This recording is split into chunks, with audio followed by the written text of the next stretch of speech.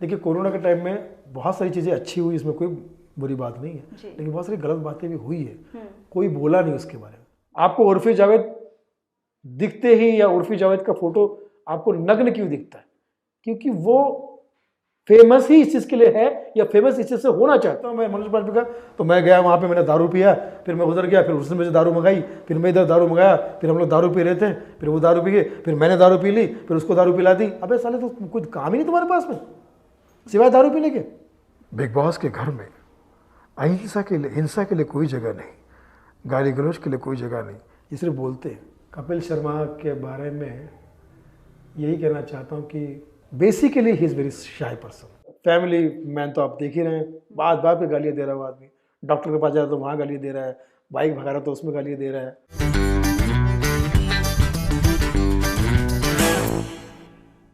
Well, give him a big round of applause and let's welcome India's finest comedian Sunil Pal ji. Thank you. Bollywood ठिकाना भैया, बॉलीवुड का एक ही ठिकाना, बॉलीवुड ठिकाना। हाँ लवली लवली। एक बार रतन के उसमें, हमारा नाम है रतन नोरा और काम खत्म करूंगा पूरा के पूरा, काम करूंगा खत्म पूरा, काहे कि हमारा नाम है रतन नोरा और बॉलीवुड ठिकाना है हमारा काशी और मथुरा, और जो इसको नहीं देखेगा वो सरऊ है धतूरा। वाह, क्या क्या मतलब चार चांद लगा दिया आपने। तो शुरुआत ऐसी है तो आई एम श्योर हमारा इंटरव्यू बहुत बहुत स्पेशल होने वाला है, इंटरेस्टिंग बहुत होने वाला स्पेशल है। इंटरव्यू इसलिए भी होने वाला क्योंकि आप हमारा इंटरव्यू ले रही है नंदिनी रॉय। क्या बात है, थैंक यू। नाम में एकदम वजन, ऐसा लगता है कि कोई बहुत बड़ी हॉलीवुड की स्टार है, नंदिनी रॉय। थैंक यू, ये आपका बड़प्पन है, इज्जत है जो आप दे रहे हैं। थैंक यू, ये मेरा सौभाग्य है कि मैं आपके साथ इंटरव्यू कर पा रही हूँ। Thank you so much. वह सबसे पहले शुरुआत करते हैं आपकी जिंदगी, बचपन, जो एक प्यारा सा बचपन होता है वो आपका कहाँ बीता, कैसे बीता, आपका बैकग्राउंड क्या है, कहाँ किस फैमिली से आते हैं, सब बताइए। बेसिकली हम लोग किसान परिवार से हैं। 1975 में दो चीज़ें रिलीज हुई थी हिंदुस्तान में, एक फिल्म शोले और दूसरा सुनील पाल जी, और इमरजेंसी भी लगी थी। वो बड़ा इंटरेस्ट, 75 जो है वो बड़ा खतरनाक और कमाल का और यादगार साल रहा है, यादगार साल जिसमें सुनील पाल पैदा हुआ। तो उसके बाद फिर छोटा सा गाँव मुरसा से फिर मैं मुंबई आया और मुंबई से मैंने मुकाम बनाया और मुँह का ही काम कर रहा हूँ, तो इस तरह से मुँह चल रहा है।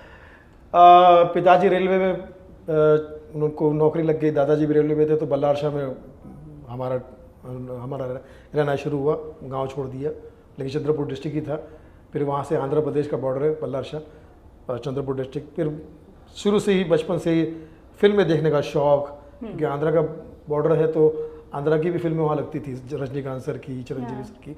सुबह सुबह एक शो होता था, सुबह का 9 से 10 का, 9 से 12 का शो, बाद में फिर हिंदी फिल्में लगती थी। तो ये सारा कल्चर जो है मुझे काफ़ी अपना लगता था, काफ़ी कैच करता था। मैं स्कूल में जा रहा हूँ तो मैं घंटों कोई भी पोस्टर देख सकता था।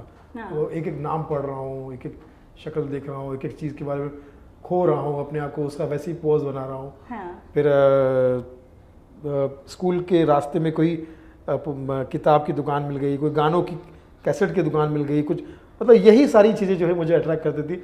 और ज़्यादातर मैं जब भी मुझे छुट्टी मिलती थी, फुर्सत मिलती थी, या छुट्टी ना भी हो तो बंक मार के मैं सिनेमा थिएटर के आसपास जरूर घूमता था मैं। अच्छा। Shri talkies, Dilip talkies, Subhash talkies, अभी भी जुबान में नाम है। और अंदर भी मैं नहीं हूँ तो बाहर से भी मैं अजूम कर पा रहा हूँ कि इस वक्त जितेंद्र जी की एंट्री हुई होगी, श्रीदेवी जी की एंट्री हुई, मिथुन दा की एंट्री हुई, वो सब कल्चर बाहर गाने शब्बीर कुमार साहब के बज रहे हैं। पर्वतों से आज मैं टकरा गया, तुमने दी आवाज, लो मैं आ गया। तो ये सारा किशोर दा का मतलब वो माहौल ही लगता। पहला जब मैंने डांस किया, डांस का एज ए डांसर मेरी शुरुआत हुई। हिम्मत वाला के गाने पर डांस किया स्कूल की गैदरिंग में। लड़की नहीं है तू लकड़ी का खंबा है, बक बक मत कर नाक तेरा लंबा है। हिम्मत वाला फिल्म जीतू जी की, उसमें मुझे पहले ही गाने में डांस में स्टील का कटोरा अवार्ड मिला। अच्छा। तो वो पिताजी के पास लेके गाना, पिताजी स्टील का कटोरा मिला है। तो पिताजी बोले वेरी गुड, अब तेरा काम शुरू हो गया, इस कटोरे से जाके भीख मांग। कहीं वो कहना चाहते थे कि जो मिल जाए, जिस दर पे जो मिल जाए, कहीं सम्मान मिले, कहीं एजुकेशन मिले, कोई ज्ञान मिले, सब मांग।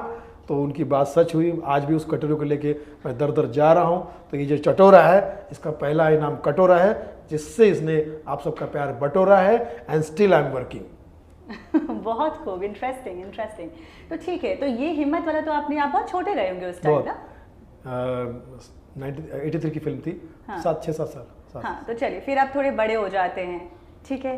फिर थोड़ी बेचैनी बढ़ रही थी क्योंकि ऑर्केस्ट्रा को देखता था, कलाकार को देखता था, फिल्मों को देखता था, तो मुझे लगता था यार ये कला की दुनिया में कहीं ना कहीं अपना एक कुछ होना चाहिए, कहीं मुझे जाना चाहिए, चाहे सिंगर बन जाऊँ, कुछ डिसाइडेड नहीं था।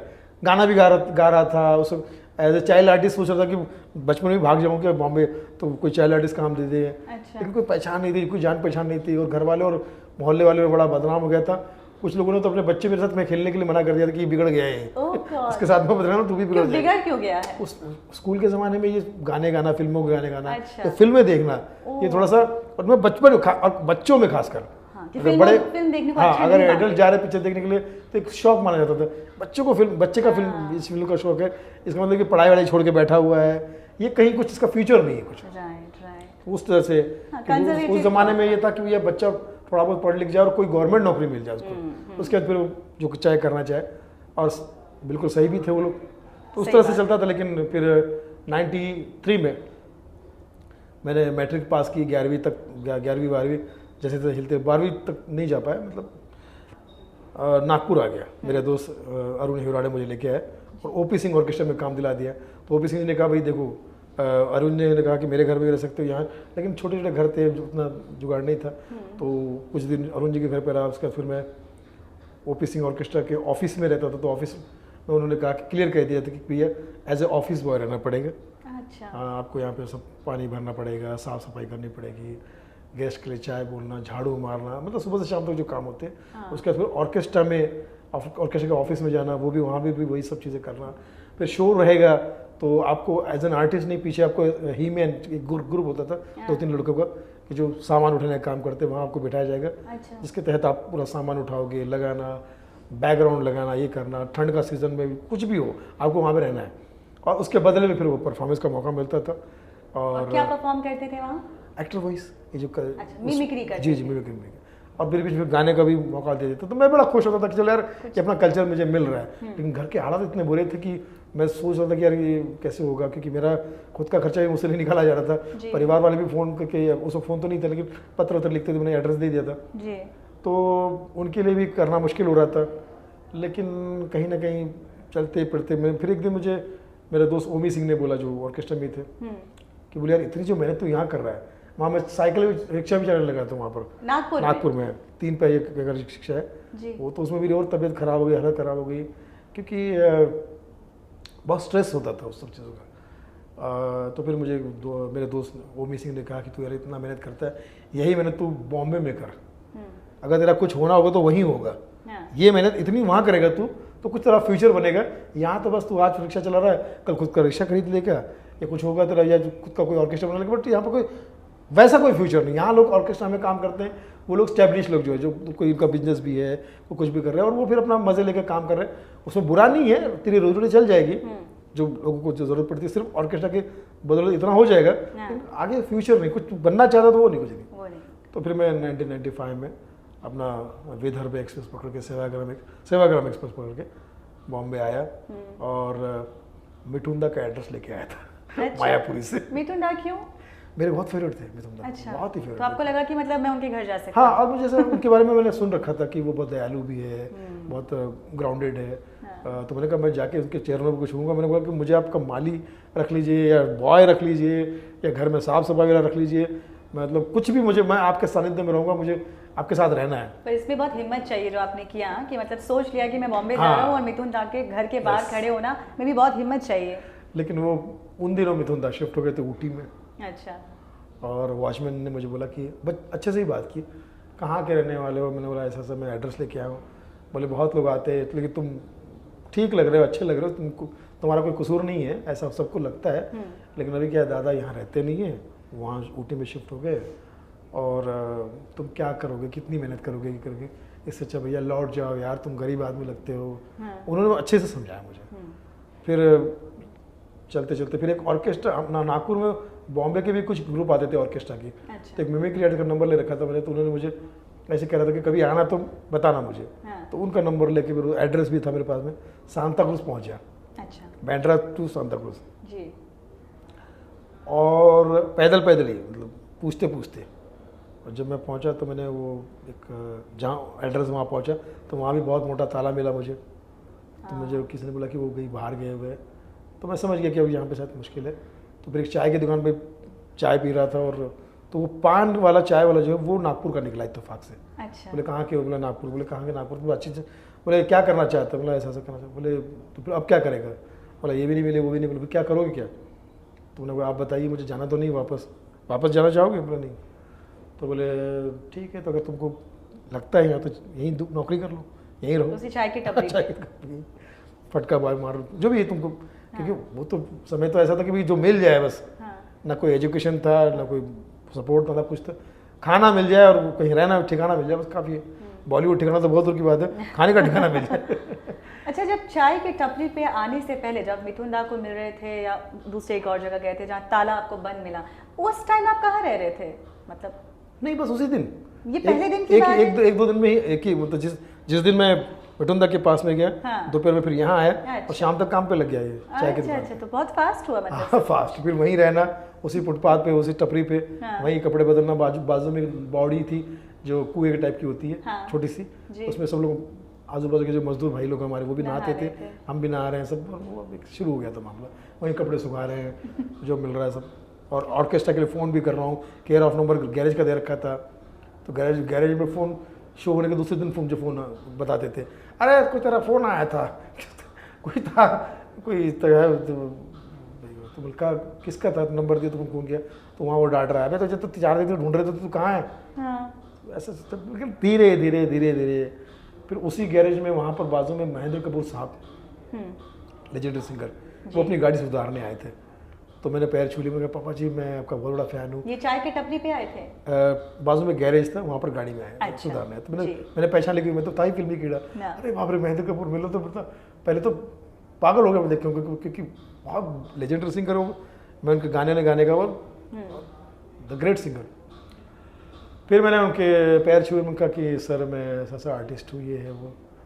तो बोले यार मैं तो सिंगर हूँ, मैं क्या कर सकता तुम्हारे लिए? मैं कहा सर मैं कुछ आवाज़ें निकालता हूँ, ये करता हूँ। अच्छा, तो फिर उनके कुछ लाइव शोज उन दोनों लाइनअप थे। तो लेकिन उन्होंने मुझे बोला कि काम करो तुम घर पे आओ और मेरे पूरी फैमिली को सुनाओ। अच्छा। मैं अकेला फैसला नहीं करूँ, पूरी फैमिली को सुनाओ, अगर तुम पसंद आए तो फिर मैं तुम्हें शो में रखूँगा। उन्होंने एड्रेस दे दिया, मैं वहाँ पहुँचा, सुनाया, तो खुश हो गए सब लोग। तो उन्होंने मुझे शोज़ में लेके जाना शुरू किया, ऑर्केस्ट्रा में। उसके पहले मुझे ऑर्केस्ट्रा जो चाय की दुकान पे रहता था ना, 1.5 साल हो चुका था मुझे वहाँ पे। 1.5 साल हो चुका था। तो उसमें कुछ ऑर्केस्ट्रा भी स्ट्रगल कर रहा था, कहीं कुछ मिल रहा था, लेकिन 1.5-2 साल तक उस पर मुझे रहना पड़ा। कोई सही अंजाम, लेकिन फिर ऑर्केस्ट्रा के शोज भी मिलने लगे। महेंद्र कपूर साहब ने मुझे विदेश भी लेकर गए, वो भी वहाँ पर शो किया। फिर 98-99 में मुझे मोरानी से मेरी मुलाकात हुई, वो मुझे विदेश में भी लेकर गए। अच्छा।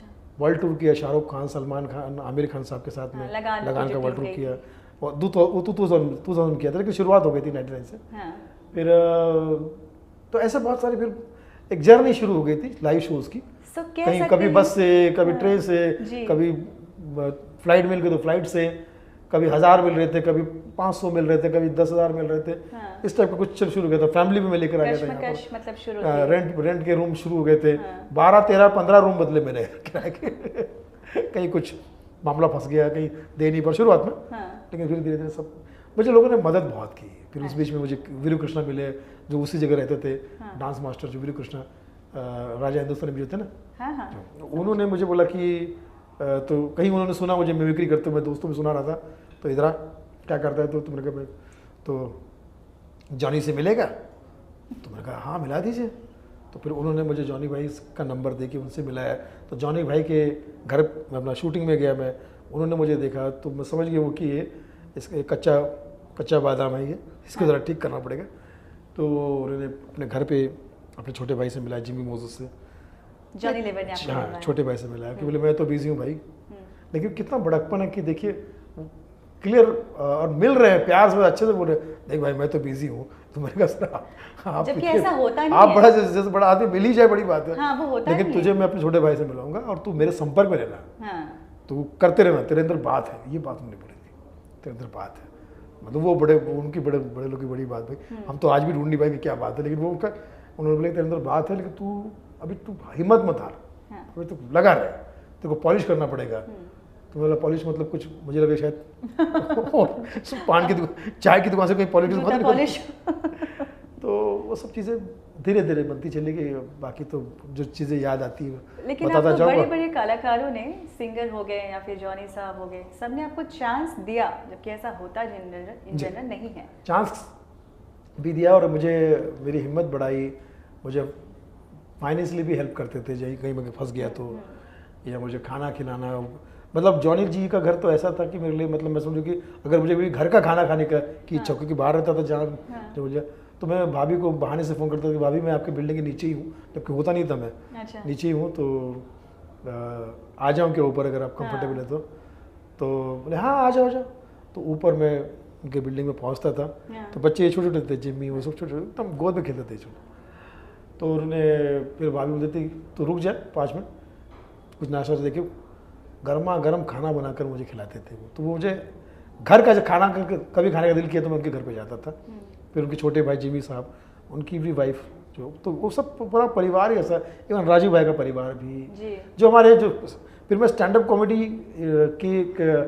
में ही इर्द गिर्द ज़्यादातर रहता था, क्योंकि यही शुरुआत वहाँ से भी शुरुआत थी और यही से, और फिर बॉलीवुड वगैरह में बहुत स्ट्रगल शुरू से रहा है कि इतना जल्दी इतना आसानी से किसी को काम बॉलीवुड ने कभी दिया भी नहीं, और वो मुश्किल है। लेकिन यहाँ मुझे मेरी चक्री चल गई और फिर लाफ्टर चैलेंज आ गया 2005 में। तो 10 साल आपने शोज किया, 95 से 2005, 10 सालों तक आप शोज कर रहे थे। बॉलीवुड में भी स्ट्रगल, छोटे मोटे काम मिलते थे छोटे छोटे। फिर हेरा फेरी मेरी लाफ्टर से पहले की फिल्म है। जी नीरज वोरा के साथ मैं एक और फिल्म कर चुका था मैं, फैमिली वाला, जो यूट्यूब पर है, रिलीज नहीं हुई, सहारा की फिल्म थी वो। अर्जुन रामपाल का दोस्त बना था मैं उसमें, 4 दोस्तों में। दिया मिर्जा भी है, या दिया मिर्जा, परेश रावल, अशोक सराफ, शर्मानंद, ये सब थे। तो ये धीरे धीरे मिल रहा था सब मामला। बट लाफ्टर चैलेंज से जो कह सकते हैं, जैसे रिकग्निशन जो है, जान पहचान लोगों तक, लाइफ का टर्निंग पॉइंट था, वही अब तक का सबसे बेस्ट बड़ा मेरा काम। तो कैसे लाफ्टर चैलेंज तक कैसे पहुंचे आप, मतलब कैसे आपको शो मिला? हम तो काम कर ही रहे थे अपने हिसाब से। तो जिमी मोजेस जो हमारे गुरु हैं, उस्ताद है, जो उनके जॉनी जी के छोटे भाई, उन्होंने मुझे, मैं मिलता रहता हूँ, उन्होंने मुझे कहा कि तो एक काम कर, मुझे मेरे पास कोई कांटेक्ट आया है, पंकज सरासवत है कोई, वो कुछ ऑडिशन का कुछ कर रहा है स्टैंड अप के ऊपर, तू करेगा क्या, जाके ऑडिशन देगा क्या? तो बोला हाँ दे देता हूँ, क्या बात है, बोले जा। बोला कहाँ प्रोग्राम आएगा? बोले डिसाइडेड नहीं, कुछ भी नहीं, मतलब क्योंकि वो क्या था, वो चैनल भी नया था, सब चीज़ें नहीं थी। शेखर जी और सिद्धू जी के अलावा कोई था ही नहीं नोन, और 4 दिन में शूट हुआ था प्रोग्राम। अच्छा। सिर्फ 4 दिन में पूरा लाफ्टर चैलेंज शूट हुआ था 4 दिन में। क्या बात, बजट ही नहीं था उनके पास में, और हम सब तो फ्री में थे ना वहाँ पर। तो एनीवे, तो हम लोग फ्री में थे सब, किसी को कुछ नहीं। हाँ, जो बाहर से आए थे उनको ये सुकून मिला था कि फ्लाइट से आए थे और फ्लाइट से गए थे, इज्जत से बुलाया, इज्जत से भेजा उनको। तो ये बात है। मेरे बिल्कुल विश्वास नहीं हो रहा है कि लाफ्टर चैलेंज पूरा शो 4 दिन में शूट हुआ। 4 दिन, क्योंकि 13-14 एपिसोड का शूट था वो। हर दिन में 3-4 एपिसोड शूट होते थे। सारे आर्टिस्ट 5-5 आर्टिस्ट अपना खुद का कंटेंट लेके बोलते थे, और उस वक्त रिस्ट्रिक्शन बहुत था, 7 मिनट से ज़्यादा बोलना मत। अच्छा। वो था, एडिटिंग नहीं थी उस टाइम में। फटाफट आओ, इतना जितना तुमने यहाँ पर रिहर्सल की ना, रिहर्सल करवाते थे वो। रिहर्सल करने 15 दिन पहले बुला लिया था सबको। शूट 4 दिन में हुआ है। तो दिल्ली से, कलकत्ता से, यहाँ से, वहाँ से, भगवंत मान, कुग्गी जी, राजू श्रीवास्तव जी, और सारे 50-55 लोग वहाँ पर घूम रहे थे। मतलब बिग बॉस तो अभी आया, लेकिन ये 50 पागल अगर ये एक साथ किसी अंडर रूफ थे तो वो लाफ्टर चैलेंज था। अच्छा, जैसे आपने रियलिटी शो से शुरुआत की, कॉमेडी की, कह सकते हैं आपका एक बहुत बड़ा ब्रेक मिला, लेकिन रियलिटी शो के बारे में लोग हमेशा ये जानते हैं, या हम लोग ये मानते हैं कि हमेशा विनर डिसाइडेड होता है। क्या आपके टाइम में भी, क्या आप ऑलरेडी डिसाइडेड थे, आप किसी के खासम खास थे उस शो से जुड़े? सच बताइएगा। देखिए, मैं तो समझता हूँ कि मैं खासम खास था परमात्मा का जी, और मैंने परमात्मा का नाम लेके उसमें काम किया, और मुझे कोई खासम खास क्यों बनाए, कोई मैं इतना, कोई मेरा नाम तो था नहीं, स्ट्रगलर था मैं, ऑडिशन से आया था। खासम खास के लिए तो और भी लोग थे, बन सकते थे। तो मुझे कोई क्या मेरी उपलब्धि क्या थी? ना शेखर जी मुझे जानते थे, उनसे पहली बार मिला था मैं। सिद्धू जी को पहली बार मिला, मैं तो वैसे ही पगला गया था। पगला गए थे मतलब? हाँ, मतलब उनको देख के भी इतना बड़ा स्टार सामने बैठा है। तो हम तो फिल्मी जो कीड़े होते हैं ना, वो स्टारों को देख के पगला जाते हैं वो की। बिल्कुल बिल्कुल। हाँ बिल्कुल पगला जाते हैं, क्योंकि वो पूरा जर्नी याद आता है ना, इनको टीवी पे देखा, ये देखा, वो होश में नहीं रहते हम लोग। और तो पंकज सरोसा से पहली बार मिला था मैं। तो रीज़न तो ऐसा कुछ नहीं, लेकिन कुछ अगर सोचता होगा, कोई ऐसा सोचता होगा तो भाई सबकी सोच को सलाम है। मैं तो सोचता कोई मेरे बारे में कुछ सोचता है, वही बड़ी बात है, अच्छी बात है। लेकिन ऑन द अदर हैंड मैं ये कहना चाहूँगा कि मैं भले विनर बना हूँ, लेकिन वहाँ के सारे लोग बहुत ही प्रतिभाशाली है, रहे हैं और उन्होंने अपना बेस्ट काम दिया है। सबके सब मेरे गुरु हैं, सबसे मैंने कुछ सीखा है, सबसे बहुत सपोर्ट मिला है। हम लोगों को कंपटीशन में लोगों ने देखा होगा, लेकिन बैक स्टेज में हम जब फाइनल कर रहे थे ना, तो मैं नया था तो मुझे प्रैक्टिस करनी पड़ रही थी। मैं सोच में लगा होता। भगवंत मान तो सबको लिटरली हंसा रहे थे वहाँ पर। अच्छा। उनको टेंशन ही नहीं था। 5वें नंबर पे आए थे, तभी डिसाइड हो रहा था कि ये आदमी पंजाब के लिए कुछ करेगा। क्या बात है। राजेश श्रीवास्तव जी से, राजेश श्रीवास्तव, नवीन प्रभाकर, एहसान कुरैशी, ये सब लोग स्ट्रेस में थे हम लोग कि क्या करें क्या नहीं करें। भगवंत मजाक मस्ती में लगे हुए थे फला में। और उसके बाद आज तक इन सब के साथ हमारा फैमिली संबंध है। हमारा कोई कंपटीशन वैसे नहीं है भाई। मैं तो मैं सबको गुरु मानता हूँ, तो है ही मेरे गुरु, उस्ताद ही है। ये तो मेरे लिए आज भी अगर मैं राजेश श्रीवास्तव जी, तो आज हमारे बीच भगवान ने हमारे साथ अन्याय किया, लेकिन अगर वो मुझे 1 मिनट के लिए भी मिलते थे तो मुझे बड़ा प्राउड फील होता कि यार ये राजेश श्रीवास्तव के साथ मैं बैठा हूँ। आज भी मुझे ऐसा फील होता है। जॉनी जी अगर आज भी मुझे मिलते तो मैं पगला जाता हूँ कि यार इतना बड़ा स्टार मुझसे बात कर रहा है, ये कुछ कर रहा है। बड़ी प्राउड की बात है। हम लोग, ये सब मेरे गुरु हैं, इनका ऋण मैं कभी चुका नहीं सकता। एहसान इनका मेरे पर हमेशा रहेगा। अक्षय कुमार के साथ आपका एक्सपीरियंस कैसा था? वो खुद भी कॉमेडी बहुत अच्छा करते हैं। अक्षय कुमार थोड़े से रिजर्व है, वो हर किसी के साथ खुलते नहीं है। अच्छा, लेकिन ये तो 15 साल पुरानी बात है, पर अब जो हम लोग सुनते हैं वो काफ़ी प्रैंक करते हैं शूट पे, तो उस दौरान वो नहीं करते थे? मैंने तो जब भी उनके साथ अभी हाल ही में एक वीडियो भी किया था, हालांकि वो वीडियो उन्होंने फिर रिलीज नहीं होने दिया क्योंकि उनको पर कुछ नशे वशे का भी आरोप लगा था ना। जी जी जी। तो शराब का एक वीडियो था बी प्राक का, मास्टर गणेश आचार्य जी ने उनको कोरियोग्राफ किया था। तो अक्षय कुमार के साथ में मैं पूरा वीडियो में था। तो बट काफ़ी रिजर्व रहता है वो आदमी, ज़्यादा रिजर्व्ड है। अच्छा, ठीक है, वो रिजर्व रहना भी अपना नेचर होता है। शायद हो सकता है कि काम में फोकस करना भी एक तरीका होता है तो उसमें। लेकिन जो ऐसे काम में भी जो ज़्यादा फनी रहते हैं उसमें सुनील शेट्टी बहुत अच्छे हैं। जग्गूदा, हाँ जग्गूदा बहुत अच्छे। अच्छा, जग्गूदा बहुत अच्छे। थोड़ी अच्छाइयाँ बताइए जग्गूदा की हमें। अरे जग्गूदा तो ऐसा तो इंसान ही नहीं है, मतलब फिल्म इंडस्ट्री में। मतलब क्या करते थे? सामने से मिलेंगे, अरे बेड़ू तू किधर है यार, आजा खाना खा ले, ये कर, मेरा नंबर है तेरे पास में, रख ले, इस टाइप के मतलब घर जैसी बात करते हैं। और बहुत अगर फोटो वोटो कहीं पब्लिक में फोटो खिंचवाना है, कुछ करवाना है, अरे आना यार, गले मिलना यार, ये करना, लोग घबराते हैं ना, तो वो इस तरह वेरी नाइस। देखिए टाइगर श्रॉफ जो है ना, उनकी अच्छाई की देन है। हाँ, ये तो है। बच्चे जो अच्छे होते हैं वो अपने माँ बाप की अच्छाई की देन होते हैं। उन्होंने अच्छा किया है लोगों के साथ में। आप उनके नेचर से पता चलता है कि कितना फिल्म वालों को मदद की उन्होंने। किसी फिल्म में बोलते हैं ना, जैकी श्रॉफ ने यार 2 सीन कर लिए, या फला कुछ कर लिया, छोटा रोल कर लिया, वो दरअसल उनकी तरफ से मदद थी। कोई बेचारा गरीब पड़ोस बोलता था कि यार जग्गूदा आ जाइए, पोस्टर पे आपको फोटो आ जाएगा, मेरे पास बजट नहीं, 1 दिन दे दीजिए, 1 दिन में 2 सीन कर लिए, फला सीन कर लिए। तो ये सब वेटरन लोग ले चल।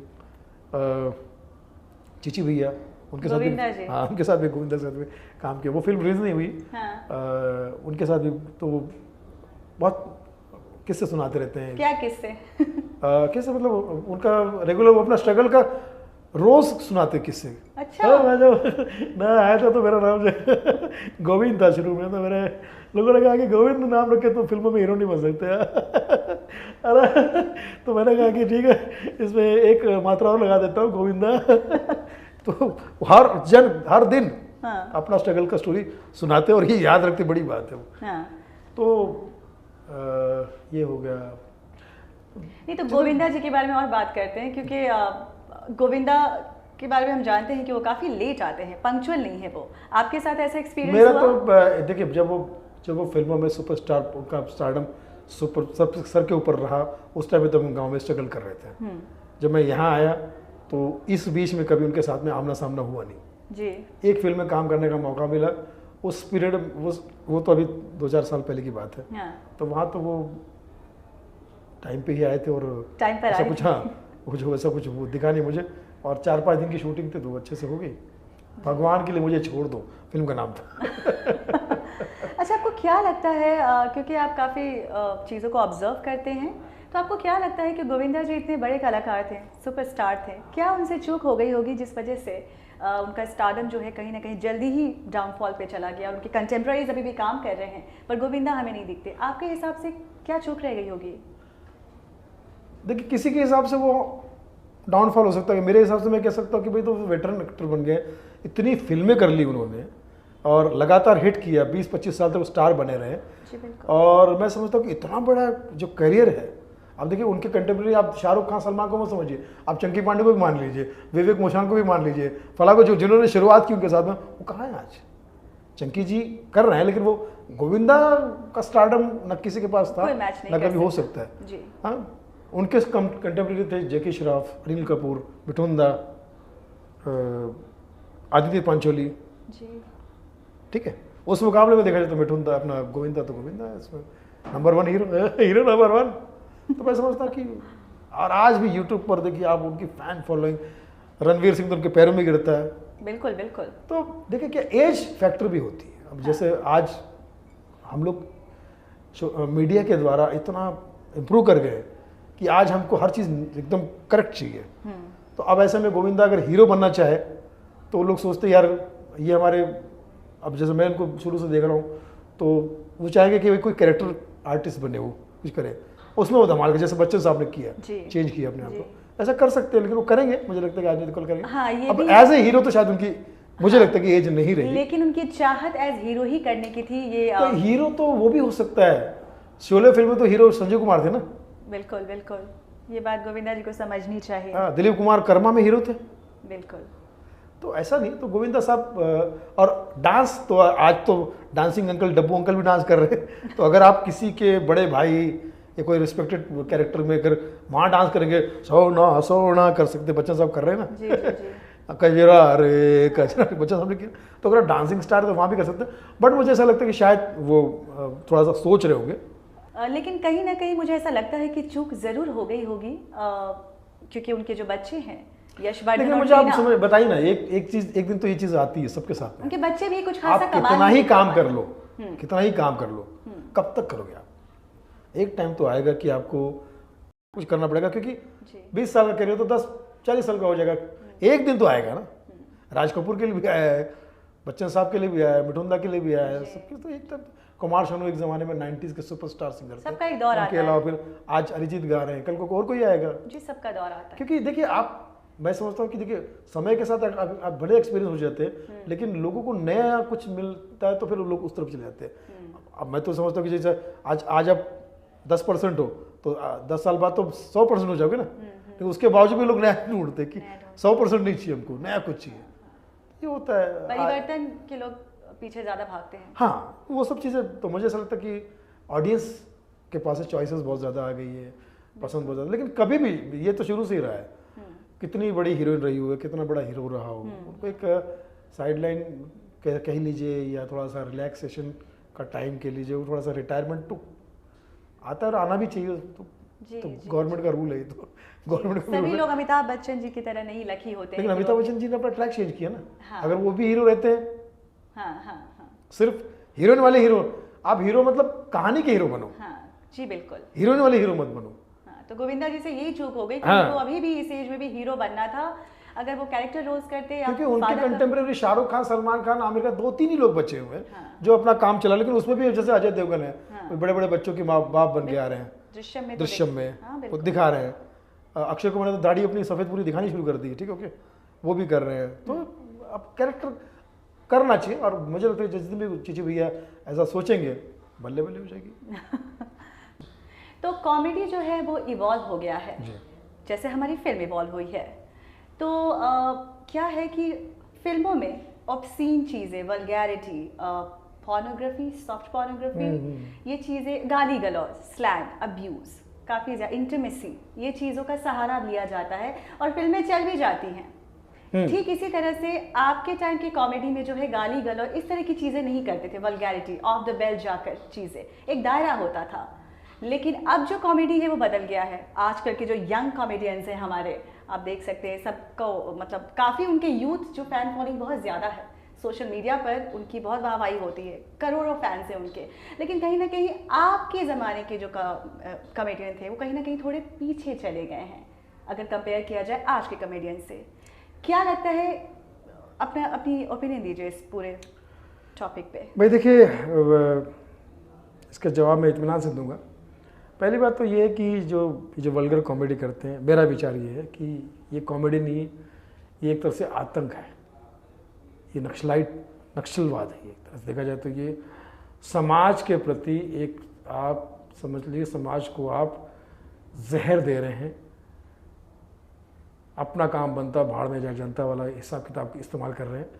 ये जो कलाकार ये आतंकवादी हैं, और मैं समझता हूँ कि जो समझ में नहीं आता वो समाज में नहीं आता। 20% ही इनका फ़ैन है, सिर्फ 20%, क्योंकि हम लोग आज भी कॉलेज के शोज़ बहुत सारे करते हैं, बहुत सारे शोज़ करते हैं हम लोग। और इसके अलावा जो फैमिली फंक्शन है वहाँ तक तो ये कभी, इनको तो वहाँ पे दरवाजे पे एंट्री नहीं मिलेगी, चाहे लड़का हो या लड़की जो ओपन माइक करते हैं, क्योंकि ये डबल मीनिंग के जोक करते हैं। डबल मीनिंग के जोक करना जो है, या जो वल्गैरिटी जोक करना, इनसे ज़्यादा 100 गुना ज़्यादा अच्छा रोड का जो एकदम जो शराबी या कोई इस चीज़ को कह सकते हैं ना, गंजड़ी बेवड़ा जो है ना, हाँ। उसका कंटेंट सुन लो, इनसे 100 गुना अच्छा होगा। वो इनका बाप है परफॉर्मेंस में, समझे। मैंने एक ज़माने में जोक बनाया था कि एक आदमी हमारे एरिया में शराब पी के आता था, बहुत सारी गाली गलौज करता था, तो लोग शुरू में उसकी गाली पे हंसते थे और बाद में उसको भगाते थे। तो उसने कहा कि शुरू में तो मेरे गाली पे हंसे, अब मुझे भगा रहे हो, मेरा शराब है, एक टाइम आएगा जब मेरी नाजायज औलाद है इसी तरह से गाली गलौज करके स्टेज पे हंसाएगी, और तुम्हारी नाजायज औलाद है टिकट खरीद के उनको सुनने जाएगी, देखने जाएगी। तो उसका श्राप आज लगा है। तो मैंने उस महान व्यक्ति को फ़ोन किया, कहाँ हो तुम? फुर्सत नहीं है मेरे पास। कहाँ हो? 6-7 वेब सीरीज़ लिख रहा हूँ, 6-7 वेब सीरीज़ लिख रहा हूँ। कहा वेरी गुड, कोई अच्छा डायलॉग सुनाओ। तो 15-20 गालियाँ दी उसने मुझे। कहा गाली क्यों दे रहे? ये बेस्ट डायलॉग है हमारी वेब सीरीज़ का। तो ये ऐसे लोग हैं, तो इनका कुछ नहीं हो सकता। ये मैं समझता हूँ कि जो कह सकते कि हमारे जितने भी जो बड़े जैसे मनोज बाजपेयी है, नवाजुद्दीन सिद्दीकी है, इन लोगों को भी शर्म आनी चाहिए सब करने के लिए। ये जो फैमिली मैन में, उसमें मनोज बाजपेयी कहते हैं कि वो गाली गलौज देने में कोई बुराई नहीं है, ये नहीं। तो अब मनोज को सामने से खड़ा होकर कोई गाली दे दे रास्ते, और मनोज को कोई 2-4 गाली दे दे, सह पाओगे तुम? जी बिल्कुल। तो ज्ञान झाड़ना अलग चीज़ है। आपको, आप स्टेज पर हो परफॉर्मेंस के लिए, आपको पब्लिक प्यार कर रही है, तो पब्लिक का ऐसे अपमान मत करो और रिस्पेक्ट करो। तुम्हारे घर पे भी परिवार है सब, लेकिन इतने नालायक हो चुके हैं ये सब लोग, इतने बेशर्म हो चुके हैं। बोलते हैं अरे यार OTT में सेंसर नहीं, तो सेंसर क्यों चाहिए भाई? आपका ज़मीर मर चुका है, आपके अंदर आत्मा नहीं। ये गटर की दुकान, अनुराग कश्यप, वो तो गटर ही है, ऑलरेडी गटर का दूसरा नाम अनुराग कश्यप है। अच्छा, हाँ। ऐसा आपको क्यों लगता है? गाली गलौज सब जगह गाली गलौज कर देता है, गंदी गंदी फिल्में बनाता है। मेहनत करके फिल्म बनाने की इनकी औकात नहीं है। और मनोज बाजपेयी और नवाजुद्दीन शुरू में बहुत अच्छा एक्टिंग करते थे, अवार्ड वगैरह लेके बैठ गए, अब आलसी हो गए। अब इनको हराम के खाने का चस्का लग गया है। इसलिए देखो ना उनकी फिल्में चल रही हैं, ना उनको कुछ चल रहा है, बस उनकी ज़बान चल रही है इंटरव्यू में। और जिस दिन कोई ऑप्शन मिल जाएगा लोगों को, आज सलमान भाई ने भी बोल दिया है इंटरव्यू में कि ये OTT पर वगैरह सेंसर होना चाहिए, इससे हमारे दर्शकों के साथ हम मेहमानी कर रहे हैं, गंदगी परोस रही है। और यही विषय हमारी फिल्म जो गाली गलौज है, उसका भी विषय यही है कि भैया स्टैंड अप कॉमेडी हो या OTT हो, कहीं पर भी हो, पब्लिक प्लेस में गाली गलौज आदमी कब करता है? गुस्से में करता है। वहाँ भी नहीं करना चाहिए, लेकिन गुस्से में गाली। तो क्या आप एक्टिंग आपके लिए गाली गुस्सा है क्या? फिर ये दृढ़ क्या बोलते हैं यार वो तो नेचुरल चीज़, नेचुरलिटी आने के लिए एक्टिंग नहीं करते, हम नेचुरल करते। तो फिर नेचुरल में लोग उस जिस कैरेक्टर पर फिल्म बना रहे हो, समझो किसी डाकू पे फिल्म बना रहे हो या किसी गुंडे पे फिल्म बना रहे हो, तो उसको तो गोली लगी है, तो गोली भी खाओ। रेवालों की गोली भी लगी है ना, कोई हमारे से कूदा है तो सचमुच कूदो भी। वहाँ तुम एक्टिंग करोगे, और जहाँ एक्टिंग करने वहाँ नेचुरलिटी के बहाने ये सब करोगे। असल में ये सब ढोंग है। बर्बाद हो चुके हैं ये लोग, नशेड़ी लोग हैं ये, जिनका नाम मैं ले रहा हूँ ना, ये बहुत बड़ी बड़ी बातें करते हैं। इनका कोई इंटरव्यू देखो आप, 5 मिनट के इंटरव्यू में नशे की बात करेंगे ये।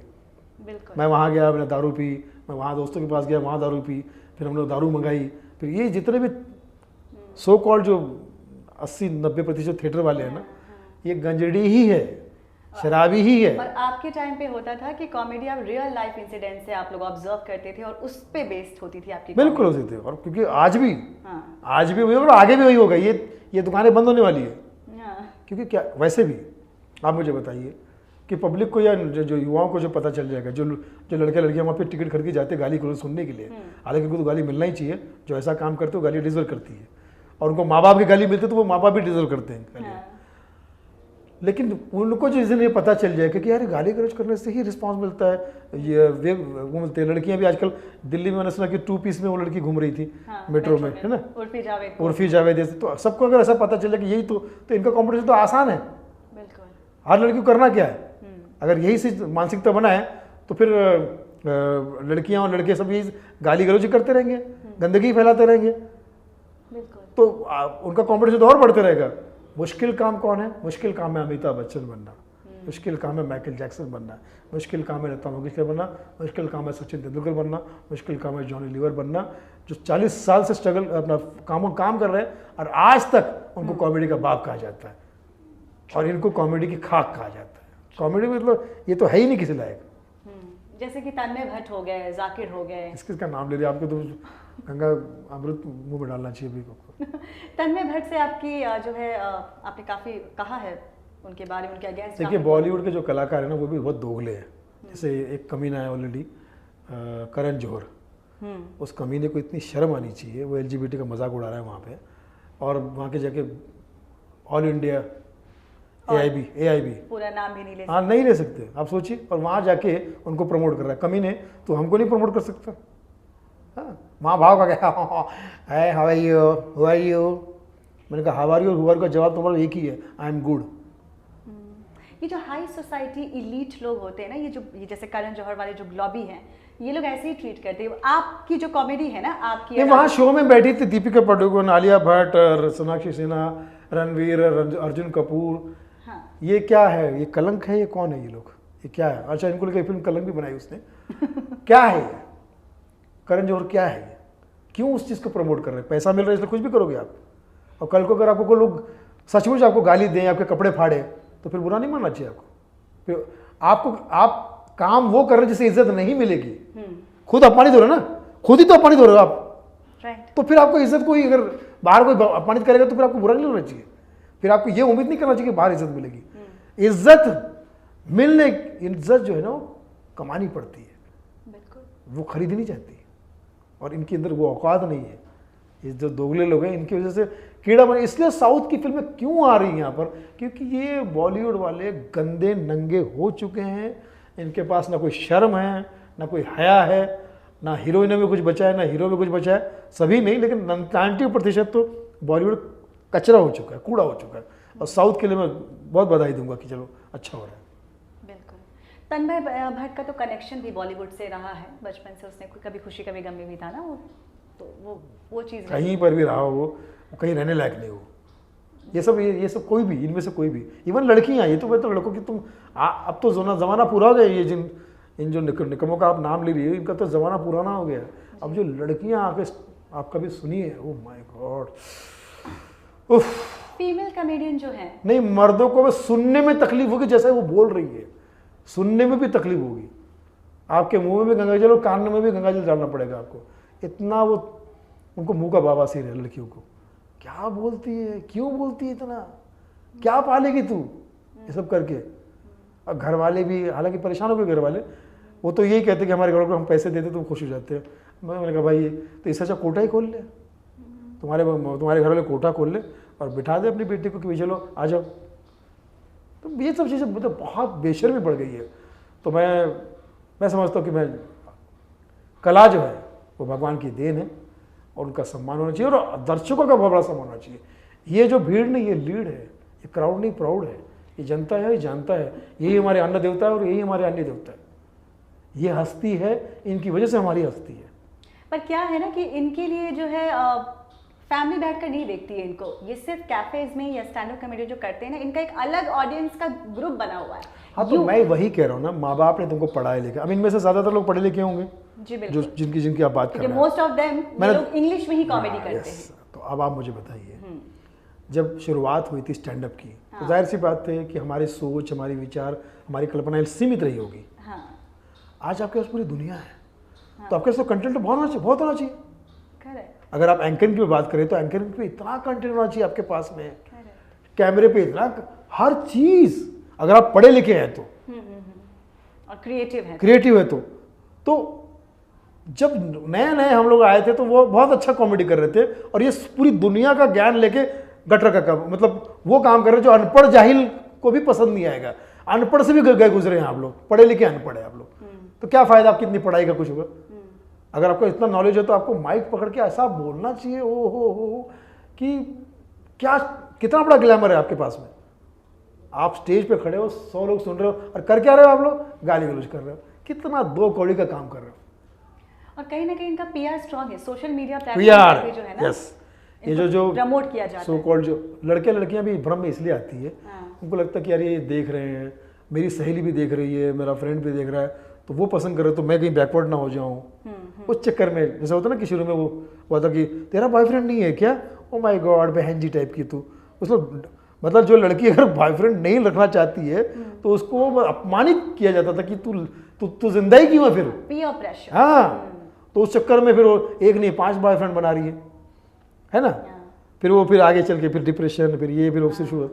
तो देखिए जो भी अच्छा बुरा है, जो भी जो आपका हक है वो ठीक है, अलग बात है, लेकिन पब्लिकली जब आपको एक मौका दिया जाता है कि भैया आप पब्लिक के सामने आओ, तो उसकी एक मर्यादा होनी चाहिए, उसकी एक सीमा होनी चाहिए।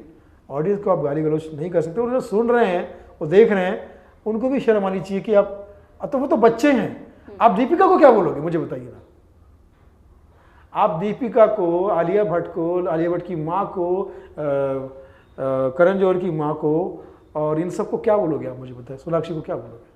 ये तो लौंडे लफाड़े जो सुनने कॉलेज में आते हैं, इनको तो कोई काम ही नहीं, उनका कोई फ्यूचर भी नहीं। जो 20-25 जो बिगड़ा हुआ युवा है ना, इनका कुछ नहीं होना है। ये माँ बाप के भरोसे रहे हैं, माँ बाप पे बोझ रहे हैं, और आगे चलकर देश पे बोझ जाएंगे, और ये कहीं गांजा मारते हुए मारे जाएंगे, इनकी लाशें मिलेगी, इनकी तलाशी भी नहीं मिलेगी, पर क्राइम पेट्रोल बनेगा सिर्फ, और वो भी कोई और इनकी दूसरा कोई इनकी एक्टिंग करेगा। जो 80% देश का युवा जो है वो हमारा भविष्य है, और वो बहुत अच्छा काम कर रहा है। आप कितना बढ़िया काम कर रही है, कोई राष्ट्रपति है, कोई कुछ है, कोई महिलाएं कितना आगे बढ़ रही है।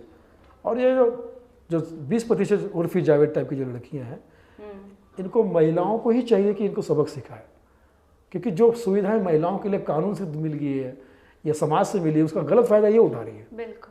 जो कपिल शर्मा शो, जी, कपिल शर्मा शो का जो एक कॉमेडी का जो लहजा है, तरीका है, वो लोगों को बहुत पसंद है। फैमिली शो है, तभी इतना बड़ा शो है। कपिल शर्मा के बारे में क्या कहना चाहेंगे, उस शो के बारे में क्या कहना चाहेंगे। कपिल को मैंने शुरू से देखा है, मेरे सामने वो बंदा आया, 0 से हीरो, आज उसका इतना बड़ा नाम है। कपिल शर्मा स्टार नहीं, इज अ स्काई, वो आसमान है। उस आसमान के तहत बॉलीवुड पल रहा है। बहुत खूब, सही कह रहे हैं आप। प्रमोशन के लिए सब किसी का भी शो, किसी की भी फिल्म, तुर्रम खान, तोफ खान को ना हो, कोई भी बड़ा हो, सब वहाँ के माथा टेकता है, अगरबत्ती लगाता है, कपिल देवता को प्रणाम करता है, तब जाके उनकी फिल्म को रिलीज के लिए रास्ते मिलते हैं। हाँ। वो आदमी आज भी पुराने कलाकारों को, पुराने दोस्तों को, हम सबको बहुत रिस्पेक्ट करता है, बहुत मानता है। वो ये कहता है कि बॉलीवुड के सब लोग आते हैं मेरे पास वहीं करते हैं, लेकिन मुझे उनसे वो दिल वाली बात, सबके साथ दोस्ती है बोले, लेकिन जब मैं आपके साथ बैठता हूँ या अपने दोस्तों के साथ बैठता हूँ, वो पूरा कोशिश करता है कि हमारे साथ में रहे। आज भी जैसे मैंने कहा ना कि कुछ लोग हमारे खास है, तो उसमें जैसे मैं कपिल को अगर मैसेज करूँ, और किसी लौंडे लफाड़े कोई कैरेक्टर को, आर्टिस्ट को अगर मैसेज करूँ मैं, तो इसका रिप्लाई उसको आए भी ना, जिसने 1-2 सीरियल में काम किया, छोटे मोटा जो हमारे मराठी में कहा कि उगड़ेला बेटला लुगड़ा, उसको कपड़े मिल गए तो वो परेशान हो गया। कितने कमज़ोर है वो गुब्बारे जो चंद सांसों में फूल जाते हैं, जब पा जाते हैं थोड़ी सी बुलंदी अपनी औकात भूल जाते हैं। इस टाइप के जो कैरेक्टर आर्टिस्ट है, उनको मैसेज करो तो रिप्लाई भी नहीं आएगा। कपिल को मैं तुरंत अभी करूँ मैसेज तो तुरंत रिप्लाई आ जाएगा, सोनू निगम जी को करूँ तो तुरंत रिप्लाई आ जाएगा, मास्टर गणेश आचार्य जी को करूँ तो तुरंत रिप्लाई आ जाएगा, जॉनी भाई जी को करूँ तो तुरंत रिप्लाई। ये बड़े लोग क्यों हैं इससे पता चलता है। बहुत खूब। तो इनसे ये सीखो भैया थी, गुरु भी अच्छे हैं, चेले भी अच्छे हैं, भाई भी अच्छे हैं, बेटे भी अच्छे हैं, दोस्त भी अच्छे हैं, तो ये कलाकार भी अच्छे हैं। तो जब आप कह रहे हैं कि कपिल शर्मा इतने हम्बल नेचर है, जीरो से हीरो बनते आपने देखा है, बहुत अच्छा स्वभाव है उनका, लेकिन ऐसा क्या लगता है आपके अकॉर्डिंग कि उनका झगड़ा सुनील ग्रोवर से हो गया? क्यों हो गया होगा? दोनों ही बहुत खूब, उनका दोनों का नेचर बहुत अच्छा है, क्या बात हुई होगी, क्या लगता है? सुनील ग्रोवर जो है, देखिए क्या दोनों का अपना अपना, जो काम कपिल कर सकता है वो सुनील ग्रोवर नहीं कर सकता जी, ठीक है, जो सुनील ग्रोवर सकता है शायद वो कपिल ना करे। अब दोनों ऐसे महान कलाकार एक साथ में आए तो उस मंच को एक नयापन मिला, यार ये भी कमाल है, ये भी कमाल है, ये भी कमाल है, उसका भी वेट कर रहे हैं लोग, इसका भी वेट कर रहे हैं। अब क्या हो गया, दोनों अलग अलग हो गए, तो अब कपिल के शो में दूसरे लोग आकर कोशिश कर रहे हैं उसको चमकाने की, लेकिन इसके पास से कपिल नहीं रहा, और शायद अब वो 2-4 शो लेके आए भी थे सुनील ग्रोवर, लेकिन मामला नहीं पाया। तो मैंने तो बहुत रिक्वेस्ट की थी उनसे कि भैया आप लोग एक साथ में आइए, एज ए फैन मैं कह रहा हूँ भाई, मैं आप मुझे कोई बड़ा कुछ भी मत समझो, एक एज ए कॉमेडी का फैन कह रहा हूँ कि आप लोग करो, तो नहीं कर पाए और कुछ गड़बड़ हो गया। मतलब थोड़ा भी आपको इस बारे में जानकारी नहीं है कि क्या हुआ होगा? मतलब दोस्तों यार में बहुत सारी चीज़ें होती हैं, जेलसी फैक्टर था, हो भी सकता है, हो भी सकता है कि कहीं ना कहीं कंपटीशन जो है उस स्टेज पर शुरू हो गया था। हाँ बिल्कुल हो सकता है, इनसिक्योरिटी हो गई, बिल्कुल हो सकता है। और वो शो कपिल शर्मा जी का है, तो उनको जाहिर सी बात है, हाँ बिल्कुल, लोगों ने ये कहा कि सुनील ग्रोवर ये शो तुम्हारी वजह से चल रहा है, ऐसे लोग भी भड़काने वाले बहुत मिलते हैं। बीच में ऐसा हुआ भी था कि गुत्थी पूरे दुनिया में लोग कपिल शर्मा को सिर्फ गुत्थी, मैंने कहा ना कि गुत्थी या सुनील ग्रोवर जैसा काम कपिल नहीं कर सकता, कपिल का वो जॉनर नहीं है, लेकिन कपिल का काम भी सुनील ग्रोवर नहीं कर सकता जी। दोनों अलग है ना, कि भैया जैसे वेज और नॉन वेज कह सकती है, दोनों का अपना एक दुनिया है अपनी, ठीक है ना, मल्टीप्लेक्स और सिंगल स्क्रीन है, ठीक है, ओके। तो वो जो चीज़ है वो मुझे लगता है कि दोनों को समझना चाहिए, आपस में आ जाना चाहिए, तो सच्ची बात क्या हो सकती है। क्योंकि वो बाबा जी का ठुल्लू जो है वो हर जगह शुरू हो गया, और कहीं ना कहीं कपिल शर्मा जी जो है वो ओवर शैडो हो रहे थे। हाँ, उनके तो लोगों को मौके मिल जाते हैं बात करने के। अब देखिए वहाँ से शो सुनील ग्रोवर निकले, उन्होंने शो लाया, अगर वो चल जाता तो फिर जाहिर सी बात लोग ये कहते कि भैया सुनील ग्रोवर सही थे, मतलब दम तो कर अब नहीं शो नहीं चला, तो अब सुनील ग्रोवर को भी लोग कानों में बोलते हैं यार तुमने गलत कर दिया। अब लेकिन चलो दोनों अच्छा काम कर रहे हैं, बढ़िया काम कर रहे हैं, और अपनी अपनी जगह पे दोनों ग्रेट है, अच्छा काम कर रहे हैं, फर्स्ट क्लास। तो मुझे नहीं लगता कि कोई प्रॉब्लम, लेकिन एक साथ आ जाए तो सोने पे सुहागा। हाँ बिल्कुल सही। मिस तो करते हैं audience, of course viewers miss करती है। और कृष्णा अभिषेक जो है वो भी अब शो पर नहीं दिखाई देते, तो उनका क्या रीजन है नहीं रहने का उस शो पर? कृष्णा अभिषेक जो है वो मुझे लगता है कि वो एक तरह से देखा जाए तो गोविंदा जी के साथ भी उनका कुछ चलता रहता है, कुछ वो शायद मुझे ऐसा लगता है कि कहीं ना कहीं कुछ अलग करना चाहते होंगे, या कुछ ऐसा होता कि अलग गैप ले गया होगा कुछ, मुझे लगता है। क्योंकि कृष्णा के साथ में मैंने अभी वेब सीरीज कर रहा हूँ मैं, is a very good actor, आपको पता ही होगा, बहुत अच्छा एक्टर है। तो हो सकता है एक्टिंग में, क्योंकि वो बेसिकली एक्टर है, पैदाशी एज ए हीरो ही भोजपुरी फिल्मों में फला वगैरह हीरो किया था उसको लगा शायद ये बहुत ज़्यादा हो रहा है, या इस टाइप से मुझे होता ना आर्टिस्ट को, जैसे मैंने कहा ना कि भाई मुझे करोड़ रुपए दे देंगे तो मैं गंदगी नहीं करूँगा, तो उनको शायद ऐसा लग रहा है कि यार अब ये कितना मैं करूँगी, मुझे तो वो करना है, नहीं एज ए हीरो आना है, एज एन एक्टर काम करना है। तो जो मैं कर रहा हूँ वेब सीरीज, उसमें वो सुनील इंगोरानी की है जिन्होंने राम अवतार बनाई थी, तो उनकी वो फिल्म है, तो वेब सीरीज है, और उसमें बहुत बढ़िया है, एज ए मेन लीड बहुत बढ़िया काम कर रहे हैं। तो सबका अपना अपना चॉइस होता है, बुरा तो इनमें से कोई भी नहीं है। वक्त में कभी कभी एक आध कदम आगे पीछे हो जाते हैं, और उस शेर था ना कि एक कदम उठा था गलत राहे शौक में, शौक में एक गलत कदम उठा था राहे शौक में, मंजिल तमाम उम्र मुझे ढूंढती रह गई। सबसे पहले मुनावर और आपकी बात कर लेते हैं। लॉकअप में वो गए थे, उस सीजन में आपको इनवाइट किया गया था शो पर, कंगना भी वहाँ मौजूद थी। ऐसा क्या हो गया कि आपने मुनावर की धज्जियां उड़ा दी शो पर जाकर? मेरा वही कहना है, मेरा आग्रह है, अनुरोध है, निवेदन है, रिक्वेस्ट है, मैं किसी से कोई ज़बरदस्ती नहीं करता। मैं यही कहता हूँ कि भैया कलाकार हो, सरस्वती पुत्र हो, स्टेज पे आपको आना है तो माँ सरस्वती की पूजा, हम लोग आज भी स्टेज पे जाते हैं तो प्रणाम करते हैं, आरती करते हैं।